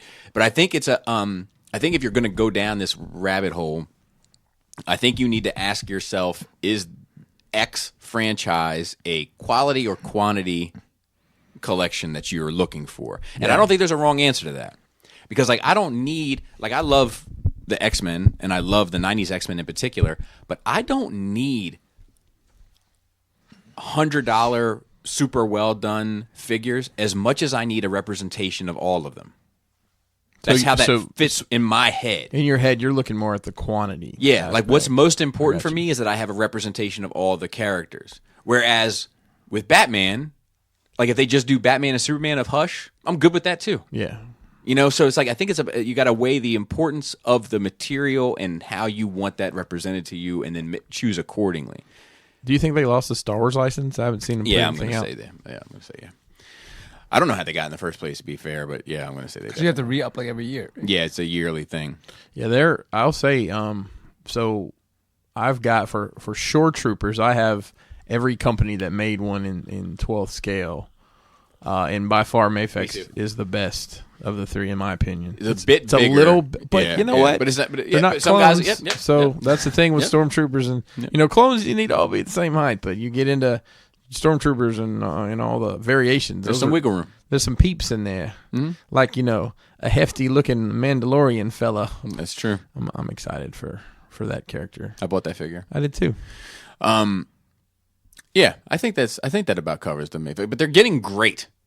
Yeah, like they're getting really good, but you're also paying for it. Because there was a time when you were gonna quit.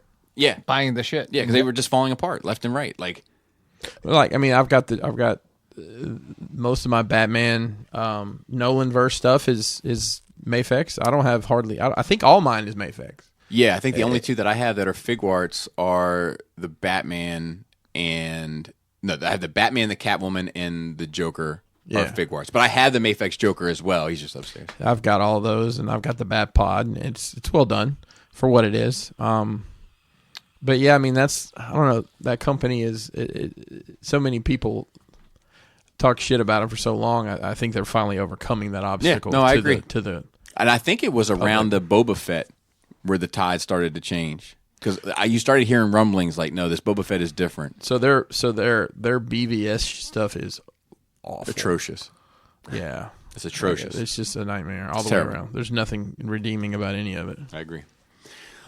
Cell shading.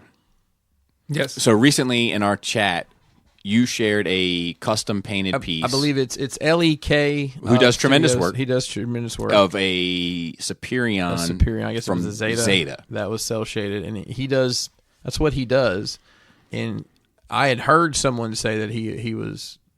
They had told me the price that he was charging, and I'm not sure what it was for. But he's backed out till I think 2021 already. He's like, next year's completely booked already, because he put out a post. It's like, please be patient. Right. Do these one at a time. But you had to understand. Shop. So I mean, the guy's, I'm imagining making a living doing it, because he's in. I think he's in Thailand. Oh, wow. So, the dollar goes a little further. So I looked at it and I was like, man, this looks great. Like, objectively, like, this looks great. And this pose, this lighting, this whole thing, it looks great. And Joe said... It looks cool, but I'm going to keep my negative comments to myself. Correct. So, well, I will say I enjoy the way it looks, but I think it looks dumb next to a bunch of shit that's not cell shaded. That's my problem with it. I think it looks dumb in person. I've seen them. Like, look, so it looks great in photographs because it's a 3-dimensional item painted to be a 2-dimensional item in a 2-dimensional media. Yes. But when it's in person, it looks fucking dumb. It looks weird. To me. I don't think it looks dumb. I think it looks weird. Like, I thought we'd look at, that's a great fan art. I thought someone drew it. And I was like, oh, no, this is a 3-dimensional object. It's like, why are you making a 3-dimensional object 2-dimensional? Just get a fucking print from Bobby. So I don't know if you... Yes. There you go. But in the real world, the 3-dimensional thing, and if it's painted well, is going to cast those real lights and shadows and highlights and all that naturally. Sure. And I'm not taking away from his work. I think his work is fantastic. The work objectively is fucking phenomenal. It's just but what it is... It's just a conversation about cell shading generally. In general. And also, like, I mean... They were cell shaded because they were drawn in 2 dimensions, and you want to make it look like a 3-dimensional thing. So when we talk about paint jobs, like we're looking at that Superman right there, right? He's painted. He is shaded. There's highlights and shades, but this accentuates real lighting in order to give him more depth to make him look bigger than he is. Just like in miniatures, you accentuate the highlights.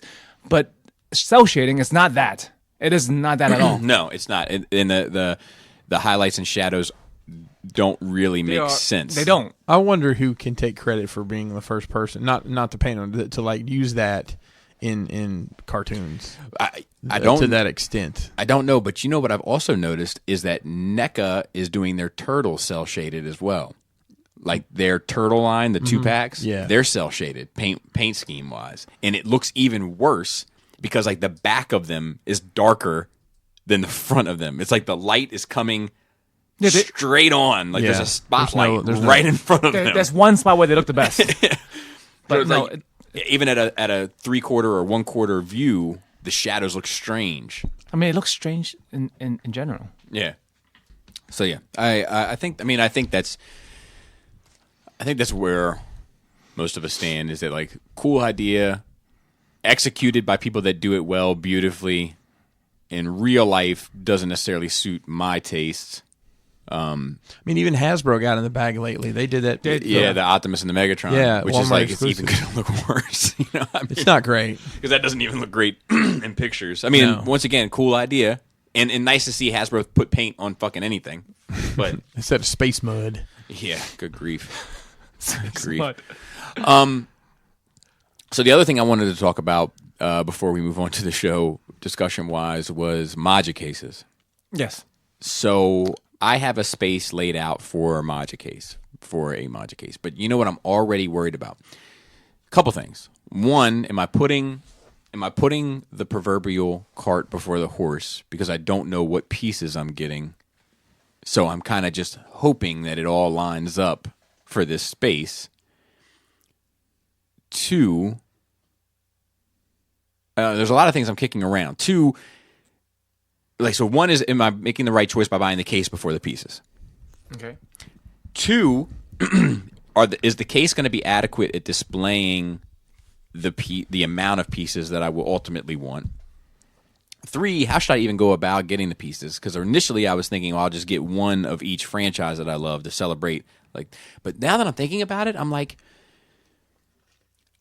why have I constructed this boundary? You make a lot of rules for yourself. I do. How you I do the same thing. That's how you justify spending money. Yeah, where I'm like, look, if I get Batman, right, or you gifted me this Batman, which I think I'm going to keep up there because I just love it in there. It looked great in that case, though, when we did a test shot. It did, but it also looks fucking great up there. And I spend a lot of time in there, like drinking my coffee in the morning. I get to look at it, and so I don't know yet, but it doesn't matter. If Batman is my guy, right? And I want to have a representation of Batman. And when it comes to Marvel, outside of X-Men, Captain America is my guy. And I want to have a Captain America representation. But you know what? I like Joker more than I like Captain America. I also like Harley more than I like Captain America. I also like Catwoman more than I like Captain America. So should I just do that? Like, I had to tell myself that this morning, like myself talking to myself saying, why not just get what you want instead of trying to check a box? Yeah. I feel like I'm trying to check a box, right? Yeah. Like, I want a Captain America because I want to represent my love for Marvel. Well, it's like, dude, if you don't get that I love Marvel, just walk over 10 feet and look at that. Right. Yeah. I get where you're coming from because I was like that a few years back, but I've way gotten over that where I'm like, if I like a piece, if I love a piece, I'll get that. Right. Like, yeah. Because my case is, as you can see, is very different things in there. And I got to... I no longer feel the need to complete sets anymore. And I got to see about how I feel about how much to put in one space and all that. Like, I got to... I mean, you're getting the big one. If you're getting one still, you're getting the big one. You can fit fucking anything in there. Yeah, but there's also too much. Pinkerton can probably fit in there. But there's also too much. I probably could. There's also too much. Too much space? Stuff. Too much. You can put too much stuff. Oh, yeah. I'm waiting on somebody to buy one and just shove an entire G1 collection in it with just all these gaping spaces and just... Whoa. I've seen people with their... Oh, G1 as in like the old... G1, like G1, lined up, ready like to... that shit up there. Like that shit up there, yeah. But I think that, like, I think I'm going to go with the mirrored back. And I'm going to light. I'm going to light it because... Light it with the spotlight or strip light? I haven't decided yet. I think it depends on what... Because here's what I got to think about. That space is dark. So the lighting is serving two purposes. Yes. One, illuminating the space, and the other, illuminating the pieces. More so the pieces in the space. More so the pieces in the space, but it's a dark-ass space. Mm-hmm. But I feel like... I don't know, because we all got in a bag. This is my display bag now, and like I really like the spotlighting because I give us a lot more atmosphere and like the shadows. Yeah, the shadows is almost as important as what you do see. And I agree with that. I agree with that too. Piece. But I'm also worried about, like, I feel like what I have to overcome in that area is the shadows. like in yours where you have them, like it's dark. Yeah. But you're also getting natural light. You're The getting curtain's always closed. But there's no light in that room other than the monitor there's case. still light in that room. Like when you, I mean, there's light in here too. With but not like because you're getting atrium light. Because you came over at night. The when the group came over, that was nighttime. Yes, but I've also been over there during the day. Right. I'm saying even at nighttime with the case lights on. Yeah. No. I agree. I agree. It still looks good, but I don't know what I want. But I think I want to bring that space to life. Yeah, because I've realized now that's too bright. That's cause like my 40K case is too fucking bright, especially the LED strip because I upgraded it to like nice bright lighting, and then in conjunction with the mirror is fucking too bright. You can't even see what's in there. I feel like. Yeah, so I don't know. That's and I'm torn about mirrors too. Like I used to be all about mirrors, and now I'm like fucking. I think it might be better without mirrors. So it's distracting when you can see yourself. And so I think that your space works fine without mirrors. I want that whole area to look bigger, brighter. Okay. I want life there. I feel like it's such a dead, void pocket of my fucking basement. Like it just looks like where things go to die. I mean, your Misfit toys used to live around there. No, I mean, but for a while I've had prized possessions there. You know, like I've had 3 3/4 Star Wars stuff, which I love to look at. You know, just didn't love them in the space. You know. Yeah. So I know that the space in and of itself is an issue that I got to overcome. You know, the thing that holds me back from modular cases is I don't know by the time they get here if I even want them. And if I could order them too. If I could order them, you know, if they had them in stock, obviously the custom stuff's not, but if they just had their Black Friday sale, these items are in stock, will ship next week. Are you checking Sideshow? Because they carry them. Yeah, but right? they just carry the singles. I mean, you bolt them together. Like, they're all singles.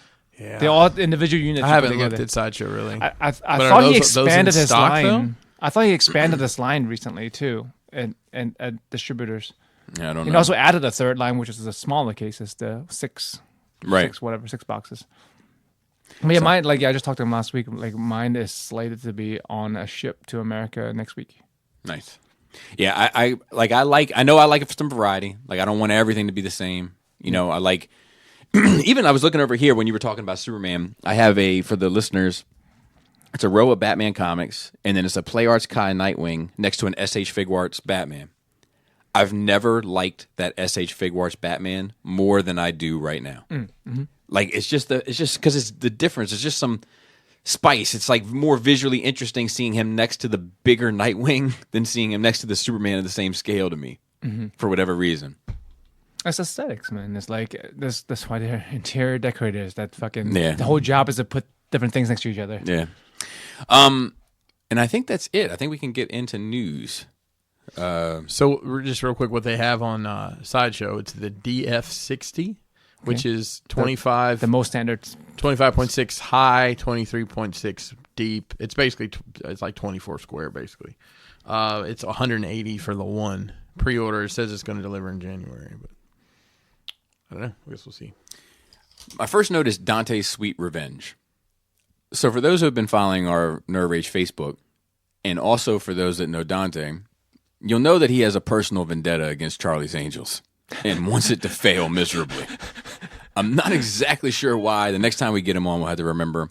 But so the movie did not do well. It did not open It did well. terrible, didn't it? I didn't even realize it was coming out. I mean, Like, I'd that's seen one terrible. trailer. Oh my god. It's Kristen Stewart. She does not carry a movie. And Elizabeth Banks said, People seem to like her. Who? People.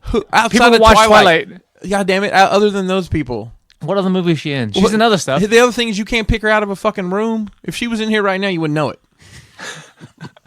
As a matter of fact, she's right there right now. Oh, hey, Kristen. What's up? Kristen. Chrissy. The 45-year-old actress-director said, "You've had 37 Spider-Man movies and you're not complaining. I think women are allowed to have one or two action franchises every 17 years. I feel totally fine with that.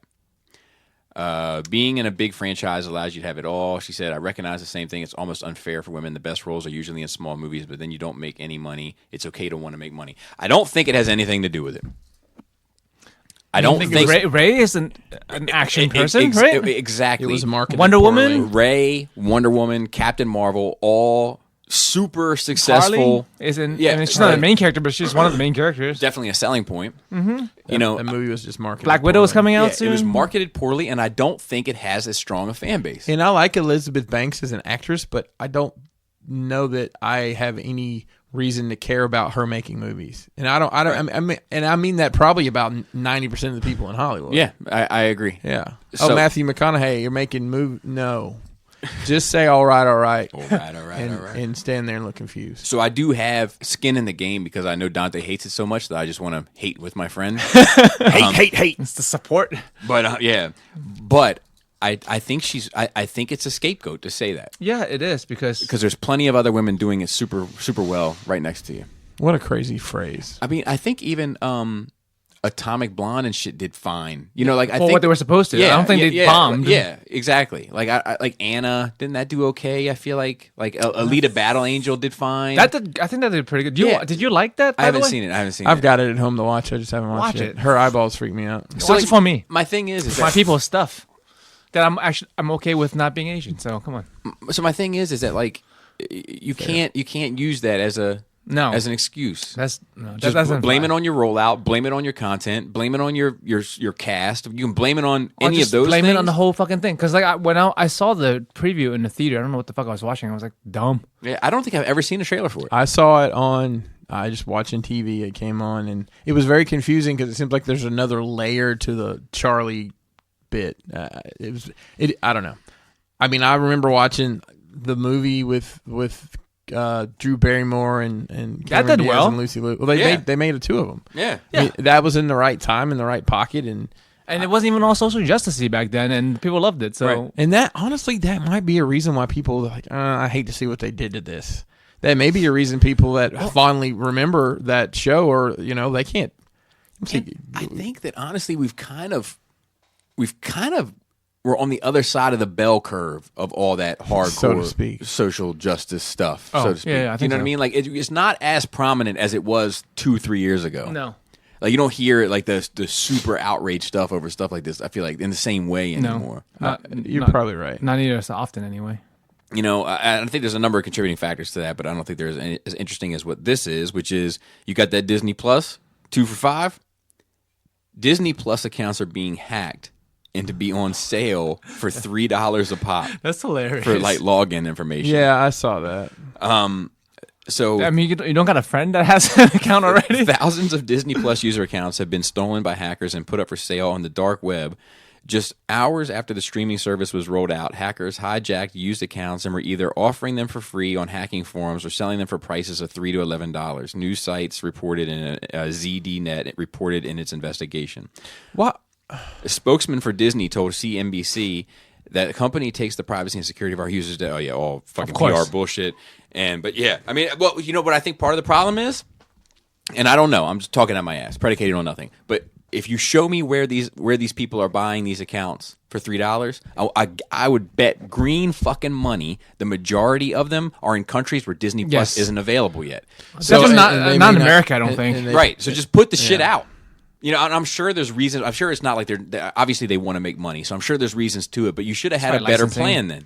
Yeah, and I agree. The rollout for this was, I mean, they tested it in the Netherlands, for Christ's sakes. I mean, how much is it a month? Like $10? Less. It's $8.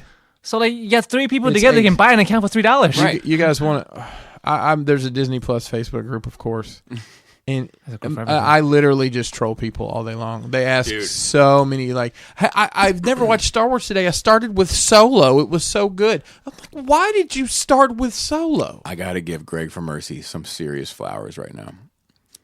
And he's not dead yet. No, oh God, that's a terrible thing to say. What? So, that's what the saying goes. You give him the flower before. Yes, that's true. But I got to give him some serious flowers while he can smell them. Yes, that's the thing.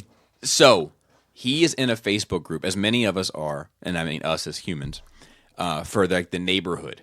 Like the neighborhood that he's in has Brian brings telling me some horror stories about what people are doing around his house, but continue. I'm sorry. So what he's been doing is making posts and commenting on other people's posts that are entirely about Star Wars. And like there's only one other person in the group that like gets it and like adds on to it. But like he'll be like like has anybody tried out the such and such security system? I have a small child with me that I have to protect and it's I have to get it back to such and such. This is the way. And then people be like, you should check out such and such. You should, the whole shit. Like it's all like, I'm gonna try to read some real quick because they're funny, and I don't want. That's the old SCU intro. He only trolls for good, dude. And I told him that he needs to start a fucking Instagram account for it because it's one of the most clever things that I've seen in some time. But like, let's see here. I'm sorry. So somebody was like, anybody have the AEP security people come to their house? I don't feel like it is really AEP. I feel like it is a scam, right? Something going on in the neighborhood. Yeah. Somebody replies, she told me you signed up. I knew she was lying. I told her I wasn't interested. All this kind of stuff. Greg comments, look at their tracks. The AEP travel in single file to hide their numbers. Wow. Oh.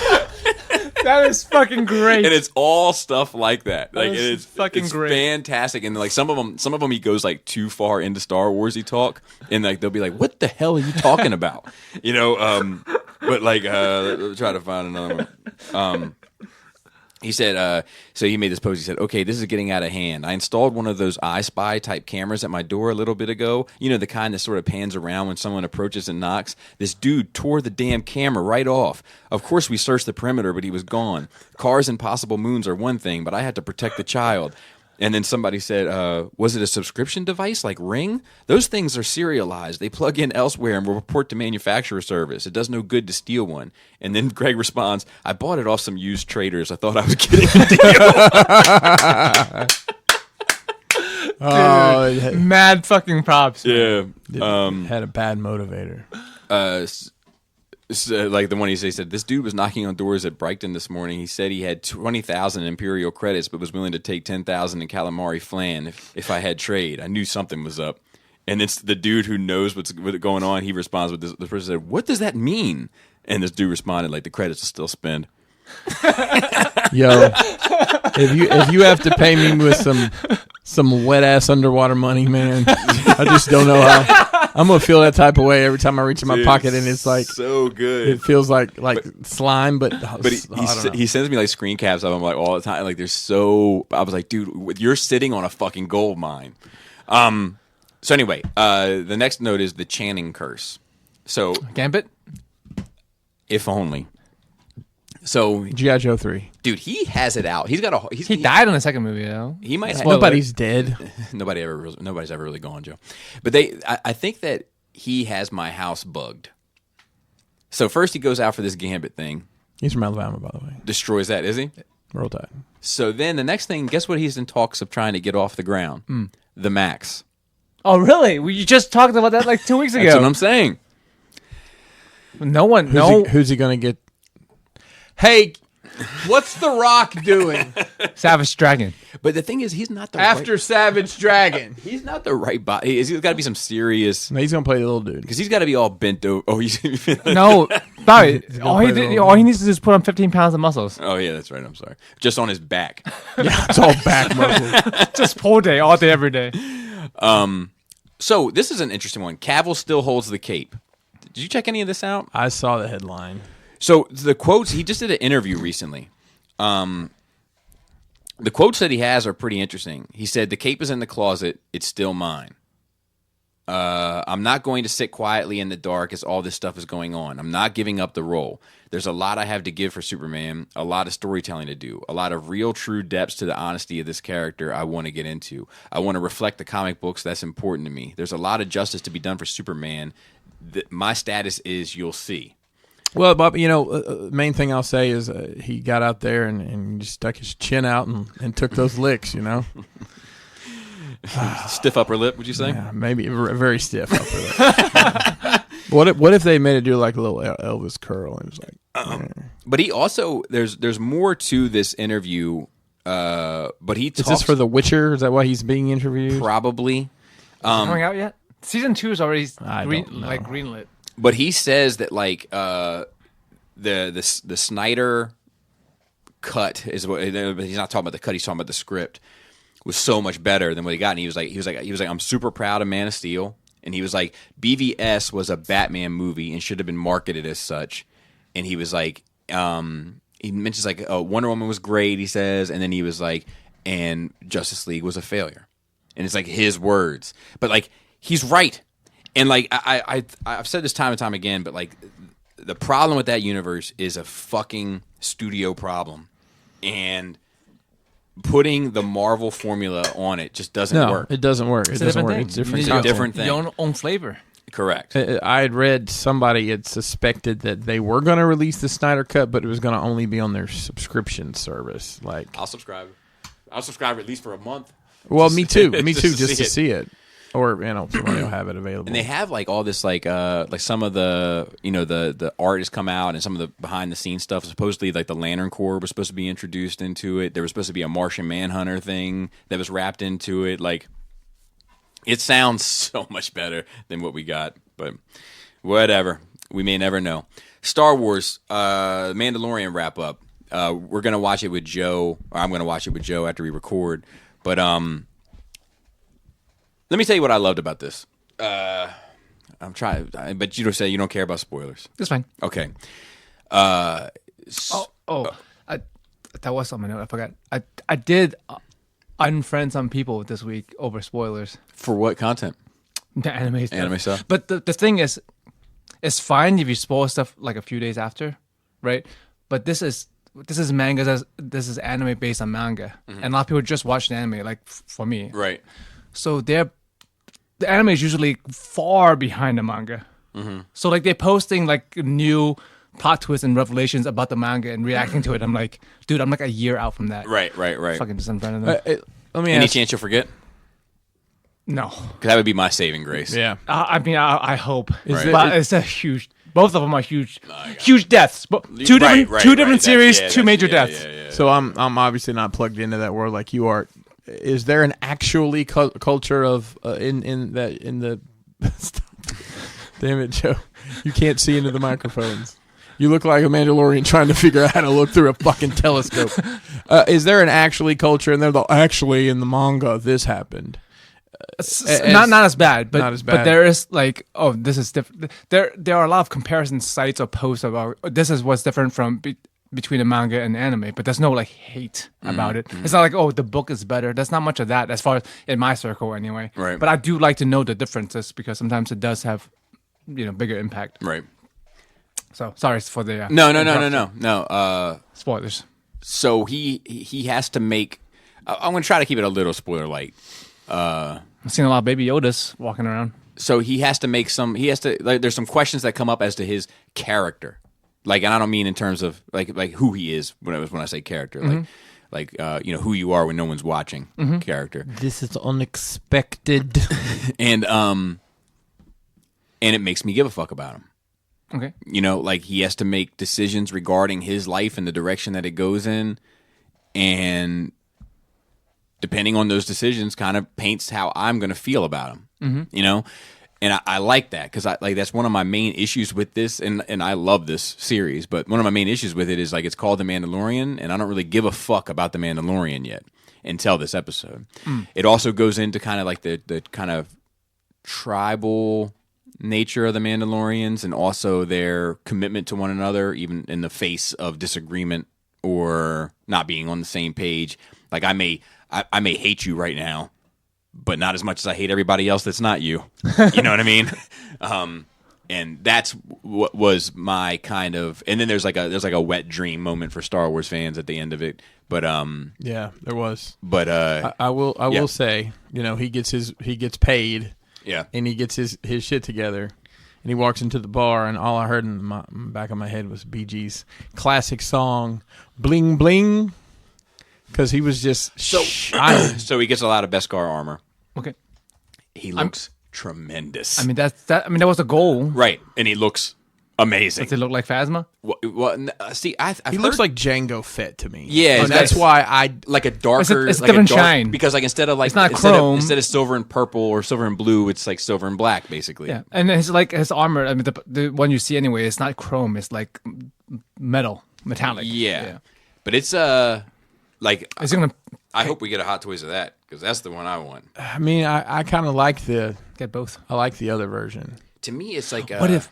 Yeah, and I think people are split on it, dude. But I prefer he may end up painting it at some point. Who knows? Yeah. I would think you would personalize it, but like if Hot Toys never sells a clothing set, do they? What No, they just they sell? don't. They would just sell the armor bits, but for just as much money. Well, why? Well, I mean, they kind of did that with the Iron Man that's been coming out lately. They've had these $200 add-on kits for all the crazy. Why the hell didn't the Hot Toys come with a Baby Yoda? Maybe it will, and they just haven't shown it because they were. I would think so. Usually, they like blur it out. Well, like, I honestly didn't. I did order both the Mandalorian and the IG-11. Hopefully, does more than talk Lay in shit, a pile. talk shit for 10 minutes. So yeah, I'm anxious to watch the show with you. So let's see what else we have. There's been episode 9 TV spots. Oh, okay. I saw one of them. It was the C-3PO And some footage. Okay, so that's not even the one. That's in my the opinion. only one I saw. Let me pause it real quick. So now we've all seen both TV spots, new TV spots, and the 30-second clip that came out of the chase on Pisana. Thoughts, comments, curses, concerns? It looks fun. It looks like a real fun romp. I agree. It does look like it's going to be fun. And it's good to see them all together because I we've had agree. 2 movies of these characters that barely know each other. The Knights of Ren look fucking amazing. I'm intrigued to see who they are. If they really flesh those guys out, or if they're just I'm like, having a feeling. and here's the Knights of Red. I'm guessing they won't. It's but like the Imperial Guards. they look fucking great on that hill. I like the little catapult jump trooper shit. Yeah, it look like Mask. Just seems like that technology. They would have another way to do that. I mean, you have fucking intergalactic space travel. There is some. I mean, you wouldn't think you fight with swords in a gun world either. Mm-hmm. Like, why the fuck would you go up and? There is some. So uncivilized. There is some fan beef with that scene. Of course, there is. Because Poe says they fly now, and in some Poe comic book, he encounters flying stormtroopers. Nah, fuck the comic books. It doesn't really count, does it? Oh, he was just validated. Take that as he just is validating. Yeah, because he can. knows. I think you can. Watch what these do. There's not a whole lot. I mean, left. Mandalorian's always it's had like- jetpacks, so. It's like the Imperial, or it's the First Order Cirque du Soleil in this motherfucker. I mean, their armor is based. I mean, their clone troopers are based on a Mandalorian, and the armor is based on Mandalorian. So it doesn't. That makes sense. They would have jetpacks. I guess. Also, real quick, just while we're on the subject of Star Wars and false. Hazelnut. No. Same shit as always. Oh, yeah. False rumors. So, Baby Yoda gifts. Wu-Tang. Yeah, Wu-Tang. Baby Yoda gifts were taken down from Giphy. Okay. And people took to the internet and said, fucking Disney taking down our fucking such and such. Anyway, it was investigated. Disney had nothing to do with it. It took like 20 minutes. Let's see here. The incident of the deleted gifs was reported to the Twitter sphere. It's an incident. No, an incident is a fucking power outage at a hospital. That's an incident. Yeah. Not, I can't make a little stupid picture dance. It said the same whistleblower. The whistleblower claimed that the Disney company was the culprit using copyright law whistleblower. as their excuse to retain as much control as possible over everything cute and adorable. Now, while we can debate, for fuck's sake! While we can debate the validity of this argument until the Nerf herders come home, there's no need, because this was not the case at all. The Walt Disney Company had absolutely nothing to do with it. Instead, it was an action caused by confusion within Giphy itself. In a statement released earlier today, Giphy spokesperson issued a following statement that said, last week, there was confusion around a certain content uploaded, and we temporarily removed these gifts while we reviewed the situation. We apologize to both Disney and Vulture for any inconvenience, and we are happy to report the gifts are once again live. Thank God. But it's just now we can live another our one of lives those again. things where everybody's looking for any excuse to fucking make Star Wars and Disney the fucking villain in order to get some clicks. But there's an incident and there's a whistleblower. You'd think they were trying to impeach a president. President of Disney. And then we have some questions left over. It's on Facebook too. Okay. Yes, I did. I think that was. I'll check it. But we were gonna do. This was from James last week, where he said, he apologized for the Spider-Man confusion. Oh, no worries. Enjoyed the previous episode. I agree with much of what Bobby had to say in regards to Terminator Dark Fate. Frankly, and pardon the foul language, it is a triple-decker shit sandwich marinated in its own filth. To be honest, I haven't been this disappointed by a film since the Fantastic Four and Ghostbusters remakes. Also, would marry Scarlet, screw Miss White, and kill Peacock? Which leads me to the following questions. That puts me in a different mindset now. If you could go back in time, take control of a movie or franchise, or alter it to your heart's content, which movie franchise would it be, and how would you alter it? Something you can change in the whole franchise. That's such a. I would make Ray Han's daughter. That would be my thing. That'd be my number one. Maybe she still is. Maybe she still is, but it doesn't. I don't think so anymore. But I think it was the best way to have gone. And I would also. There's some things I would change about those dynamics. It's hard to say until I see 9, but there's some things I think that maybe are the recipe there could have made a cake. But instead they made a cupcake. But I can't say until I see it. Fucking love cupcakes. I love cupcakes too. I love cupcakes but too. not as good as a whole cake, I guess. That's what I'm trying to get at. True. But sometimes they're better. Sometimes. Or multiple. They're true. When you're eating as much as a cake. Yeah, exactly. Well, it's like, you can now eat, on the fucking cupcakes and cigarettes. you can eat like, Right? That's a good name for a band. No. yeah, man, cupcakes and cigarettes. What genre of music? Alternative rock. Yeah, but with a female lead singer. That's got a really raspy voice. She's the cupcake. Yeah, or maybe she's a cigarette. Wow. Anyway, what about you? Man, that's hard to say. I think I ended up just being content with so much stuff. Yeah. Nothing really comes to. Fast and Furious. Fast and Furious. Which one of the 9? Less submarines, more tanks, maybe. Maybe. I think I'll go back and I'll just have O'Connor order tuna with crust instead of without. I know there's 4 people that listen to the show that'll get that. Okay. He always ordered when he was an undercover cop, he always went to their store and ordered a tuna no crust every day. So I'll just order tuna with crust for Brian, and it'll change everything, I'm sure. There you go. I can't think of anything that like was detrimental to me because either I'm just content with enjoying stuff or I just fucking don't like it anymore and I don't partake. That's not. I can't think of anything off the top of my head. I'm sure later that I've watched the whole thing. I'm like, but it would have been better if one thing changed. Transformers. Oh, there's a lot to change. There's a lot to change there. There's a lot to change there. But yeah, that's another one I'd. I mean, it's more than meets the eye, Joe. So it is. It's also robust in disguise. Yeah. It's kind of the gimmick there. Do you feel like movie franchises that seem based on nostalgia, such as Predator, Alien, and Terminator, should really focus more on which made them great in the first place, or perhaps focus more on telling the story instead of trying to conform to the standards of the current times? I mean, to use as an example, Ocean's 8 or even the new Charlie's Angels are pretty woke in that battle. That went and that backfired. But movies like Widows and Battle Angel Alita have female leads and a great story that pulls you in, and that's how I felt about them. Yeah, I think that's what we just talked about. Pretty much is that like it's not like if the diversity was an issue, making it diverse doesn't make it good. Right. I think it has to be both diverse and good. I think if I was going to take a stab at any of those franchises mentioned, I would do it as a period piece set in the 70s or 80s. Well, because you can, and I've noticed that trend a lot, because you can get away with saying a lot more stuff because it's the 80s. That guy's going to talk down to women, and And also, I think that like sometimes it would be interesting to see what that would be like, right? Like, how does like a What If or an Elseworlds, and obviously it wouldn't make sense for the franchise, but just spitballing off the top of my head, this question in front of me for the first time. What is the global reaction, and especially the West and specifically America's reaction, if T'Challa shows up in 1962? With super futuristic technology, education, information, a genuinely superior person showing up in a time where his race dictated to many that he was inferior. How does that change that world? Like, that to me is an interesting story. That would be a very interesting story to tell.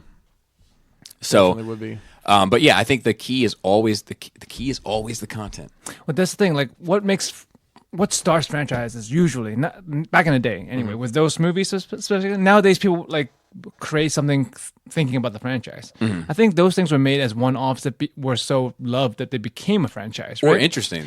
So you got to stay true to the, like you said, to the source material. What made the franchise great in the first place? You got to stick with the spirit of it. You can tweak it, add it to it, but there's a point when it's too much. Like Alien to Aliens, great.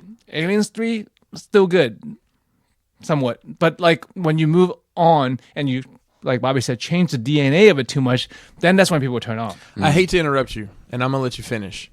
But I forgot to mention, I don't think I mentioned it at all. I watched this documentary about the making of the movie Alien called Memory. Any idea? Is it on Netflix? I don't know. No, it came out in theaters, like, I think it was one of those events, it's Fathom events or whatever. And I ended up watching it, but it's very interesting to tell the stories of how Geiger got involved with the art. And the studio didn't want him because they thought it was too much, too penisy. Probably. It's very phallic. And the guy who wrote the story, forgive me, I don't remember his name, but they went through several directors by the time they got settled down and they got everybody on board. It's a really interesting documentary. I would like to check it out. It's called Memory. I saw an ad for it on social media. So yeah, no, I would like to see that. But I think if you just make like there's stuff out there like Stargate, for instance. I would be okay with exploring that world more, not in a TV setting. You know what I mean? Like in that film universe. You know? Okay. What if it's a Netflix series, movies that are coming out? Movies maybe, series not so much. Yeah, they're kind of beloved. I think there's a cult following for the Stargate series. But that's what I'm saying is that was an original piece of content for its time, and it was good. It's very heavy on like Egyptian culture, right? I mean, yes. I remember Stargate the movie. Is very Egyptian. Yeah, well, it was like that the aliens were behind the Egyptian shit. It was the Transformers. Wait, but which universe are we in? Right, but if you look at like it doesn't matter. Like it doesn't matter if you have minorities in it. It doesn't matter if it's all white men. It doesn't matter if it's all white women. It doesn't matter if it's diverse women. It doesn't matter if they're gay. It doesn't matter if they're straight. If the fucking story sucks, that's ultimately what matters. I think that's why the Ghostbusters remake failed, right? They blamed it on being a female cast, but I heard the story is just not it's good. just not good. Yeah. It's just not inherently good. Like I think there was a time like like I could debate Brokeback Mountain, right? I watched Brokeback Mountain. And I was like, this isn't good. Like if this was a story about a heterosexual couple, it wouldn't be interesting. What's interesting about this is the first time we're seeing kind of a gay story told in a mainstream platform. And there's something historic about that. And there's something interesting about how they hide the relationship. Yeah, isn't that the But it thing? wasn't enough to make a good story. I didn't watch it. I've never seen it. Yeah, it was. It was actually, I mean, I don't want to get too into the woods on this, but it was. I always watch all the nominated films, right? I try to. Now it's next to impossible because you got to wait for fucking Netflix to stream it in fucking 5 years. But when that came out, I was like, man, I'm not necessarily interested in this material wise. But if I don't watch it, am I not watching it because it's gay? Because it's a gay story. And I didn't want that to be the case either. So I watched it and I was like, it's not bad. It's not like it's a bad movie. But it's not as good as this. But I don't think it would have got any sort of the fanfare had it been heterosexual and maybe they had to hide the cheating, or the secret relationship in that way. But I think that you have like there's stories like there's there's a gay story. What I mean by gay, like a homosexual relationship story told throughout 6 Feet Under. That's fucking fantastic. What doesn't matter. The sexuality doesn't matter. The race doesn't matter to me. It may matter to some, but not to me.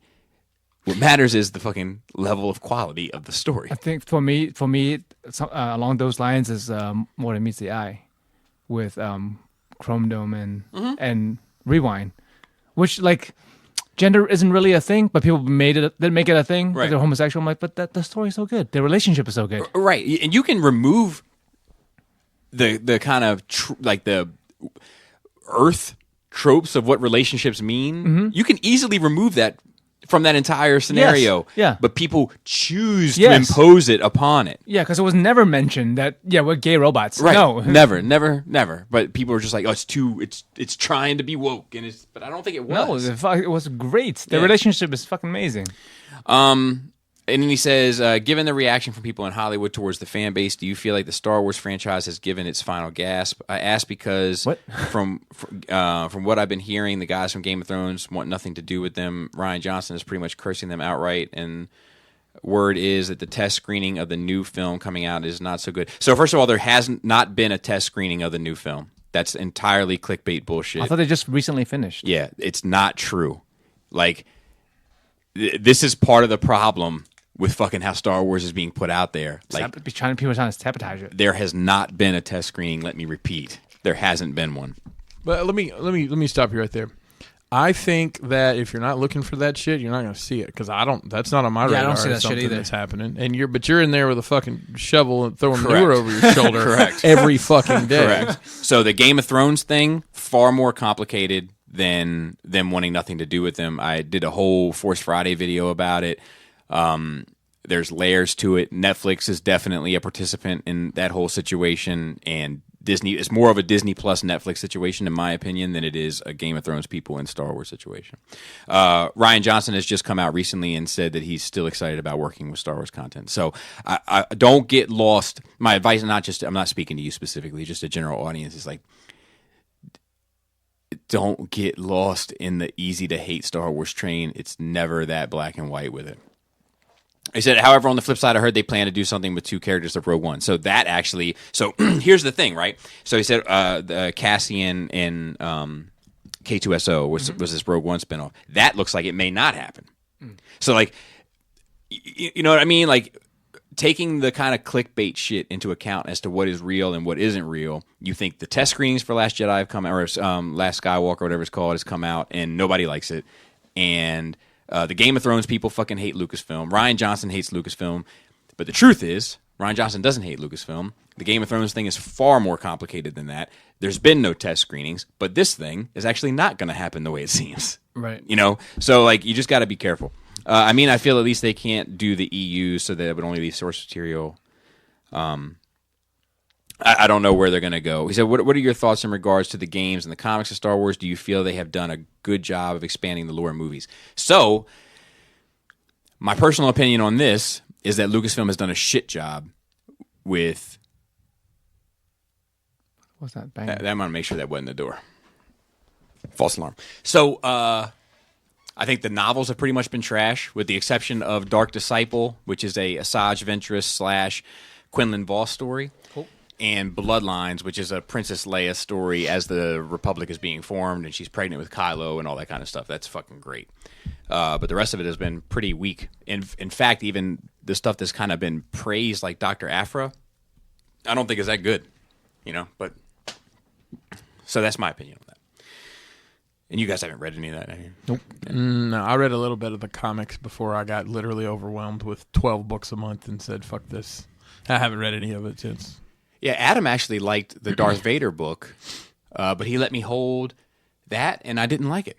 Really? Yeah, I was like, it's just, I don't know. It didn't have any spice.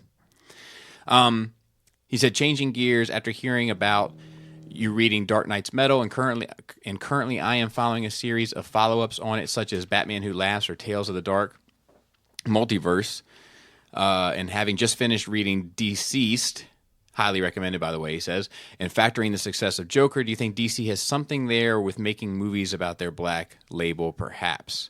Thank you for your time and answers. Of course, no problem. Thank you for writing. He said also, P.S. Please bring in Gary Moore. That was a fun time and episode. I haven't had a good laugh like that in a long time. So look, we need to wait for him to need something. Yeah. I love Gary too. I wish I could have him on every week. I like his shake hands with Danger video. Yeah. That's great. I like.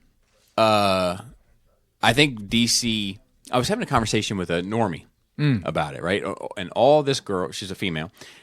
She's a woman. I don't mean to say girl, but all she's seen are the movies. She's seen all of the Marvel movies, and she's seen all of the DCEU. That's a lot. Yep, and she's seen all of the DCEU movies as well as the Nolanverse movies, and that's it.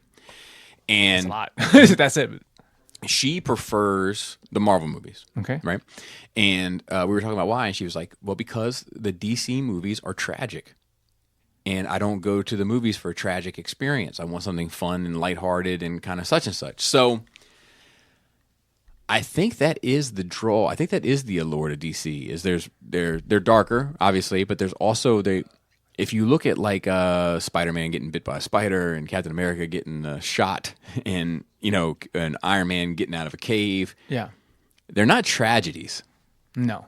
But DC's, a lot of them, like Batman's a tragedy, Superman's a tragedy, just off the top of my head. Green Lantern's a tragedy, like Aquaman's a tragedy, Let me tell you. Perfect timing. Permission to come aboard. So Joker's a tragedy. Joker's a tragedy, so I think that like I don't know if that's DC's future. I think that DC's future is dependent upon the strength of their characters. And I think that if they make movies about Harley, and they make movies about Joker, and they make movies about Batman, and they make movies about Superman, and they make movies about Wonder Woman, they're going to have a better road ahead of them. Yeah, and how good something is doesn't necessarily dictate how many people want it. You know what I mean? Right. Like the dark stuff, the more serious stuff are better stories, right? I think so. And more interesting. I think so.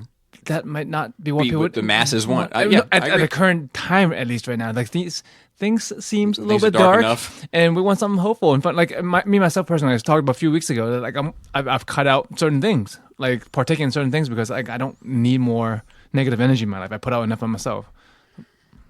No, I hear you. Makes sense. The question that we got through Facebook was about the Mafex stuff. So that was the one. Okay. Yeah, so that's covered. Let me see if we have any questions from the week. And I think it's a West thing. It's like there's a mixed bag when it comes to like Eastern media, whether something's tragic or has a quote unquote good happy ending or not.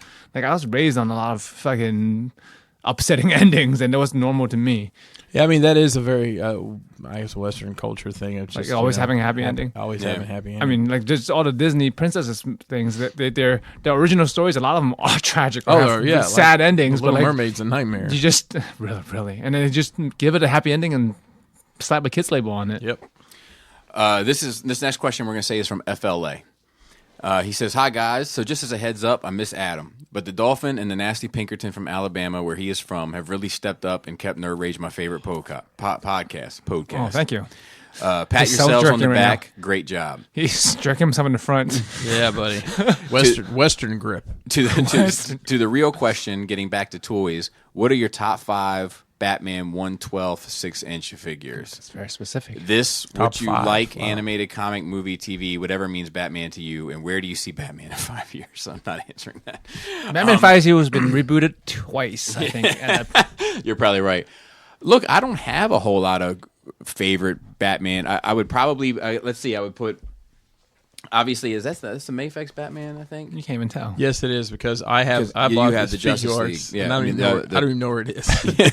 So the Mafex Batman Justice League is probably my favorite 1/12 scale Batman figure, followed by the SH Figuarts Nolan Batman figure, followed by the Mafex Nolan Batman figure, followed by the Revoltech Batman is cool. Really? Yeah, it's cool. It's not my bag necessarily, but if I was going to make a top 5, the thing is he doesn't have a whole lot of great figures in that scale.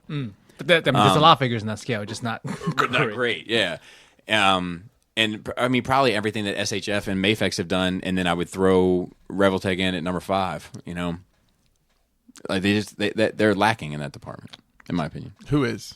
The world, the DC. Oh, in that scale, Batman. well, I don't know. There's just company you might have heard of. Oh, that's right. I forgot all about him. Mezco.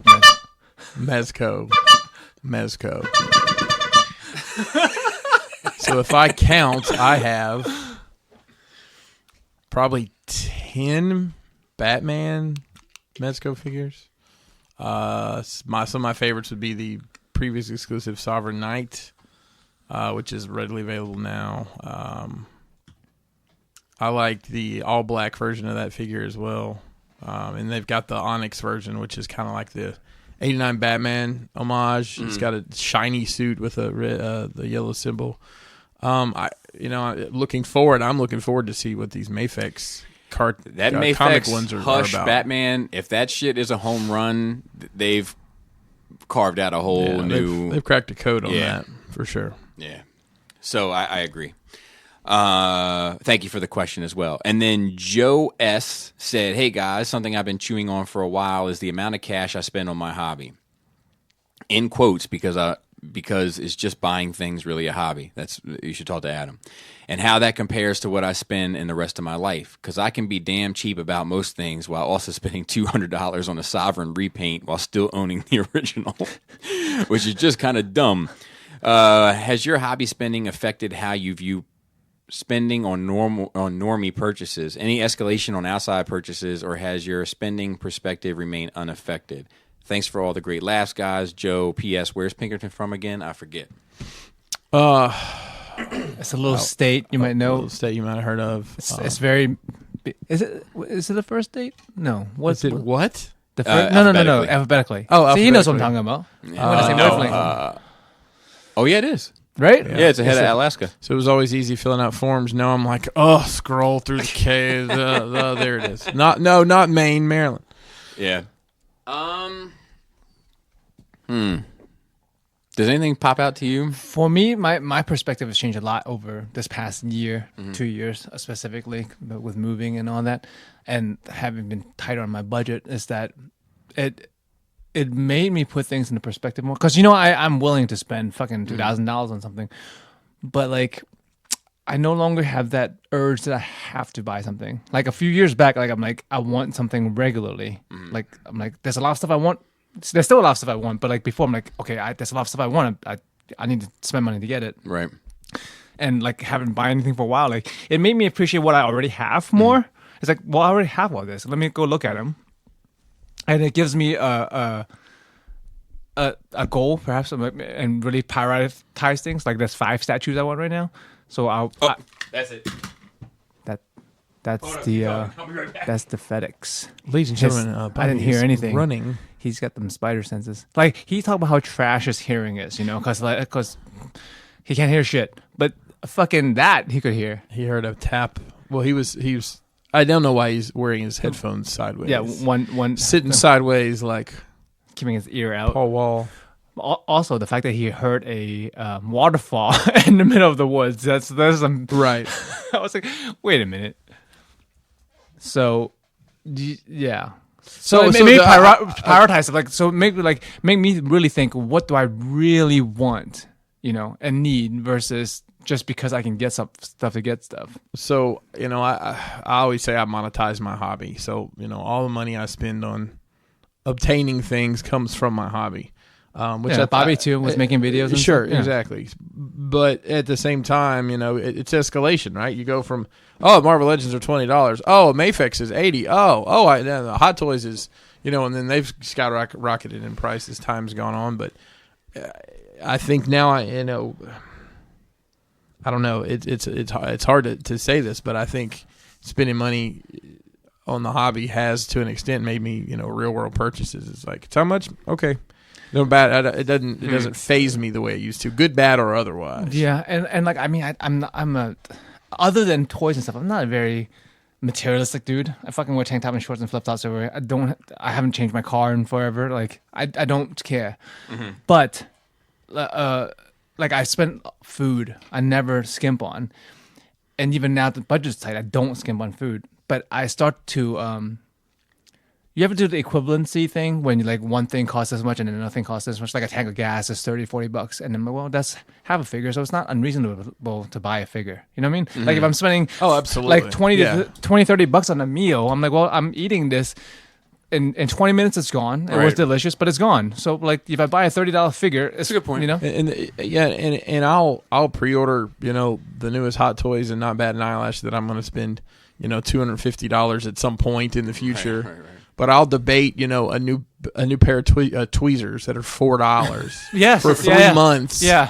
And it's sitting on a shopping cart. Yeah. And it reminds you in the email, hey, you should have this tweezer. Well, I was going through last night. I was going through our Amazon, like, saved for later carts. Yeah. I'm like, what is all this? Can I delete this $500 toilet? What?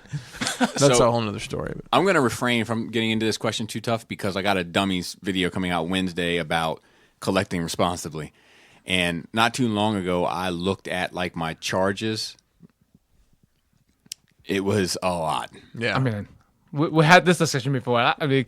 I've worried about it. You before. Yeah. So like a few months back, I'm like, you're talking about there's a big list you got on. Yeah. So like, and but you're making more money, so it makes sense. So here's the thing: is that like there's a double-sided coin to it, where it's like on one side it's like I'm spending too much money, and the other side is like I'm able to do it. Like I've grinded harder, I've worked harder, I've pushed harder, I've done more hours of work, I've done, I'm able, if I want it, I can get it.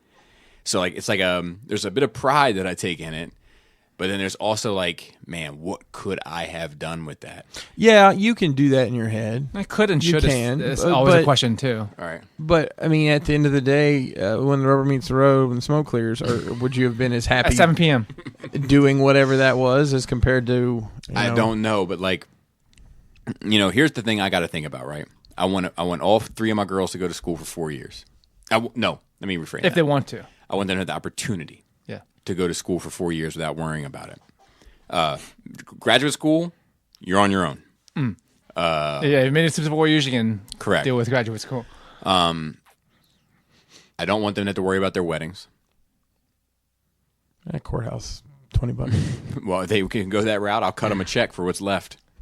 And I would like to have something to give them like a leg up in life, like when they're starting out on their own. Like it won't be much, but like, all right, you're putting money towards a house. You didn't expect that you'd have this to go with what you're expecting to put towards the house. It's like a little, like you're out of the nest. This is your cutoff. I'll see you on birthday. I'll see you on Christmas. Yeah. Like that's it. I'm paying you off. Here's the money. Yeah. Don't ask for me for anything. This is the last thing I have to, but that's a lot. I mean, and I've been doing this now for 5-6 years, heavy extra work, heavy extra spend, their weddings and their little gift could be done. I could have had that done, and I don't. I have college set up for 2 of them. I don't even have it set up for the 3rd. The money, to be fair, in my defense, the money is there. I just haven't gone through the paperwork shit, which I fucking hate doing. But the money is there to get it set up. 529, is that what you're doing, those programs? You'd have to ask Laura. Yeah. She tells me what I think. She does all that. Listen, I'm the same way. I don't have any idea about that stuff. So like that sort of stuff, I don't really compare it to real world purchases because most of my real world purchases are like, on my end, are like practical. My wife's end is where I have to like, come on, man. Like, what do you like? Because she'll complain about money. I don't ever really complain about money inside the home. My money with all this shit is separate money. Yeah, so I'm like, the same way. so like the house money, I don't really get into the shits. But like, if you're gonna complain about it, well, now I gotta watch because you can't have both. So like little things, right? Like we do Christmas cards every year, and she was like, "Well, should we do 100 or 200?" And I was like, "Of what?" She's like, "Of this card." And I was like, "Well, how much is that?" She's like, well, one's like $150 and one's like $200. And I'm like, "Well, look, what's going to happen to these cards? We're going to send them out to people. They're going to put them on their fridge or whatever for the month, and they're going to throw them away." Mine's still in the fridge. Okay, but wait for it. So what if we did this? What if we went to like Shutterfly or Snapfish or something and got 100 4x6 prints for like $10? Bought a pack of cards, random store Merry Christmas cards that are like $20. Now we've spent $30. We put the picture inside. If they want the picture, they can keep it. They can frame it. They can do whatever they want with it, and they can do whatever the fuck they want with the card. And she was like, "Oh, well, that's just not Christmas," And then she walked away for like 10 minutes. She came back. She's like, "You're right. You're right. Let's do that." What is Christmas anyway? I didn't know that was. You know what I mean. She didn't say that specifically. She didn't say that specifically, but it's like she wants it to. She cares about the presentation of things, right? Like a plate.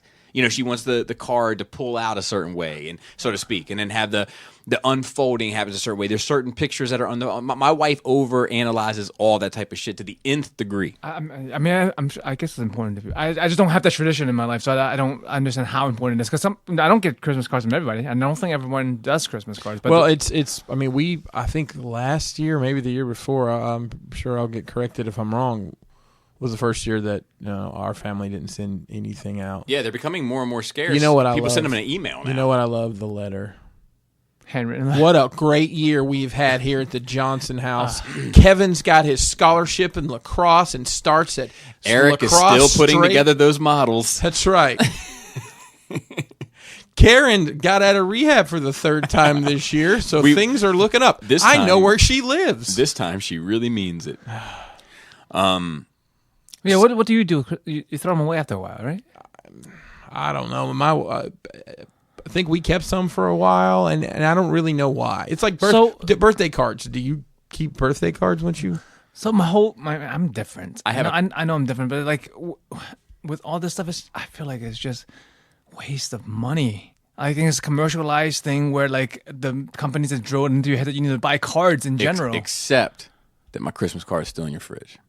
But that's yours, right? But family. But that's what I'm saying is that like it's kind of what I'm getting to is that like you don't need to send 200 cards, right? We can maybe send 50 cards, and you know what I mean, like just tone it back. Oh. But how they get you on this shit? Because I mean, she showed me all this shit. I'm looking at it, like right. It's like, well, this is like $100, but for like $102, you get 200 more cards or some shit. Oh, like at Cold Stone. 1 penny more for the extra size. Exactly. You know what I mean? So like that's what happens. Then you end up sending cards to a whole bunch of people. But then what you don't think about, stamps, fucking return labels, like all the little shit that starts adding up. So like, and like, or and I don't want to get hung up on Christmas cards, but like, another thing, like, she'd be like, look, I want the kids to eat better, less sugary shit all the time and blah, blah, blah. And then like she'll come home from the grocery store with all these fucking snacks and shit. I'm like, well, you can't do this. She's like, yeah, but it's hard because they want it. And I'm like, then don't take them. Leave them here, or I'll go. Dude, I took your advice, by the way, on that. Yesterday, I had to go pick up a few things from the store for dinner. I ate first. Yeah, you got to. I ate first. I just ate a little something. I had like a cup of Jello pudding thing, and then I went and I saw the snacks. I'm like, they look good, but I was like, I don't need them. Yep, I'm good. But if I went on an empty stomach, I would have come home with something because I always fucking do. Yeah. So stuff like that. So stuff like that I think about, but it's only when she's really complaining about it, not when I'm complaining about it. And then my money, I just think about like the shit that I'm doing for my kids. I'm always worried if I'm doing enough for my kids in terms of financial, like because I feel like my dad tried to do a lot for me with far less resources, and I feel like the goal is that my dad was in a better spot than what his coffee. Yeah. You want us to have some? Yeah. Cute. Okay. All right. Let's have some coffee. That's a good time to wrap up the show then. Come pour me some coffee. That cup is in the You broke this thing? Bring it here. I'll fix it real quick. All right. Shout out to the rest of the Nerve Rage team. No cup. We Old both looked up. Old habits. Manny behind the scenes. We got Dante on Twitter. We have Gort helping me with Force Sensitive. We have Raul on Instagram. We have Marilyn Phil on Twitter and helping us with the news. Magic Manny. Yeah, Manny I mentioned. We have Andy helping me out with Force Friday. I'm going to be doing some more stuff with Jisk for our quarterly Q&A or biannually, whatever it is. That's going to come up. Once in a while Q&A. Yep, and then I also want to line up something with him and our wives, so to speak. Let me, so to speak, the fuck out of that. When we have a dinner or something, maybe organize like a little Q&A with them too. Let's see. And then shout out to the rest of the Cool Table Network. We have Shadowcast Uncut. We have Enter the Realm. Beer and Bolters. We have Stasis Lock. We have Toy Detox. And Fresh Communications building up to it. Verbally Challenged and Breaking the Mold. And I think that's it. All right. Hey, the music mentioned yes, this show will be available in a playlist in the show notes. In the show notes. So it's something new we're trying. Let us know what you think. We didn't get a lot of mentions today, but it's going to be like that sometimes. It just be like that sometimes. I shoved some stuff in, maybe a little too hard, so to speak. Hope you guys like Houston. Just and Joe with that Flappy Labius. tasty taint Tight dick player.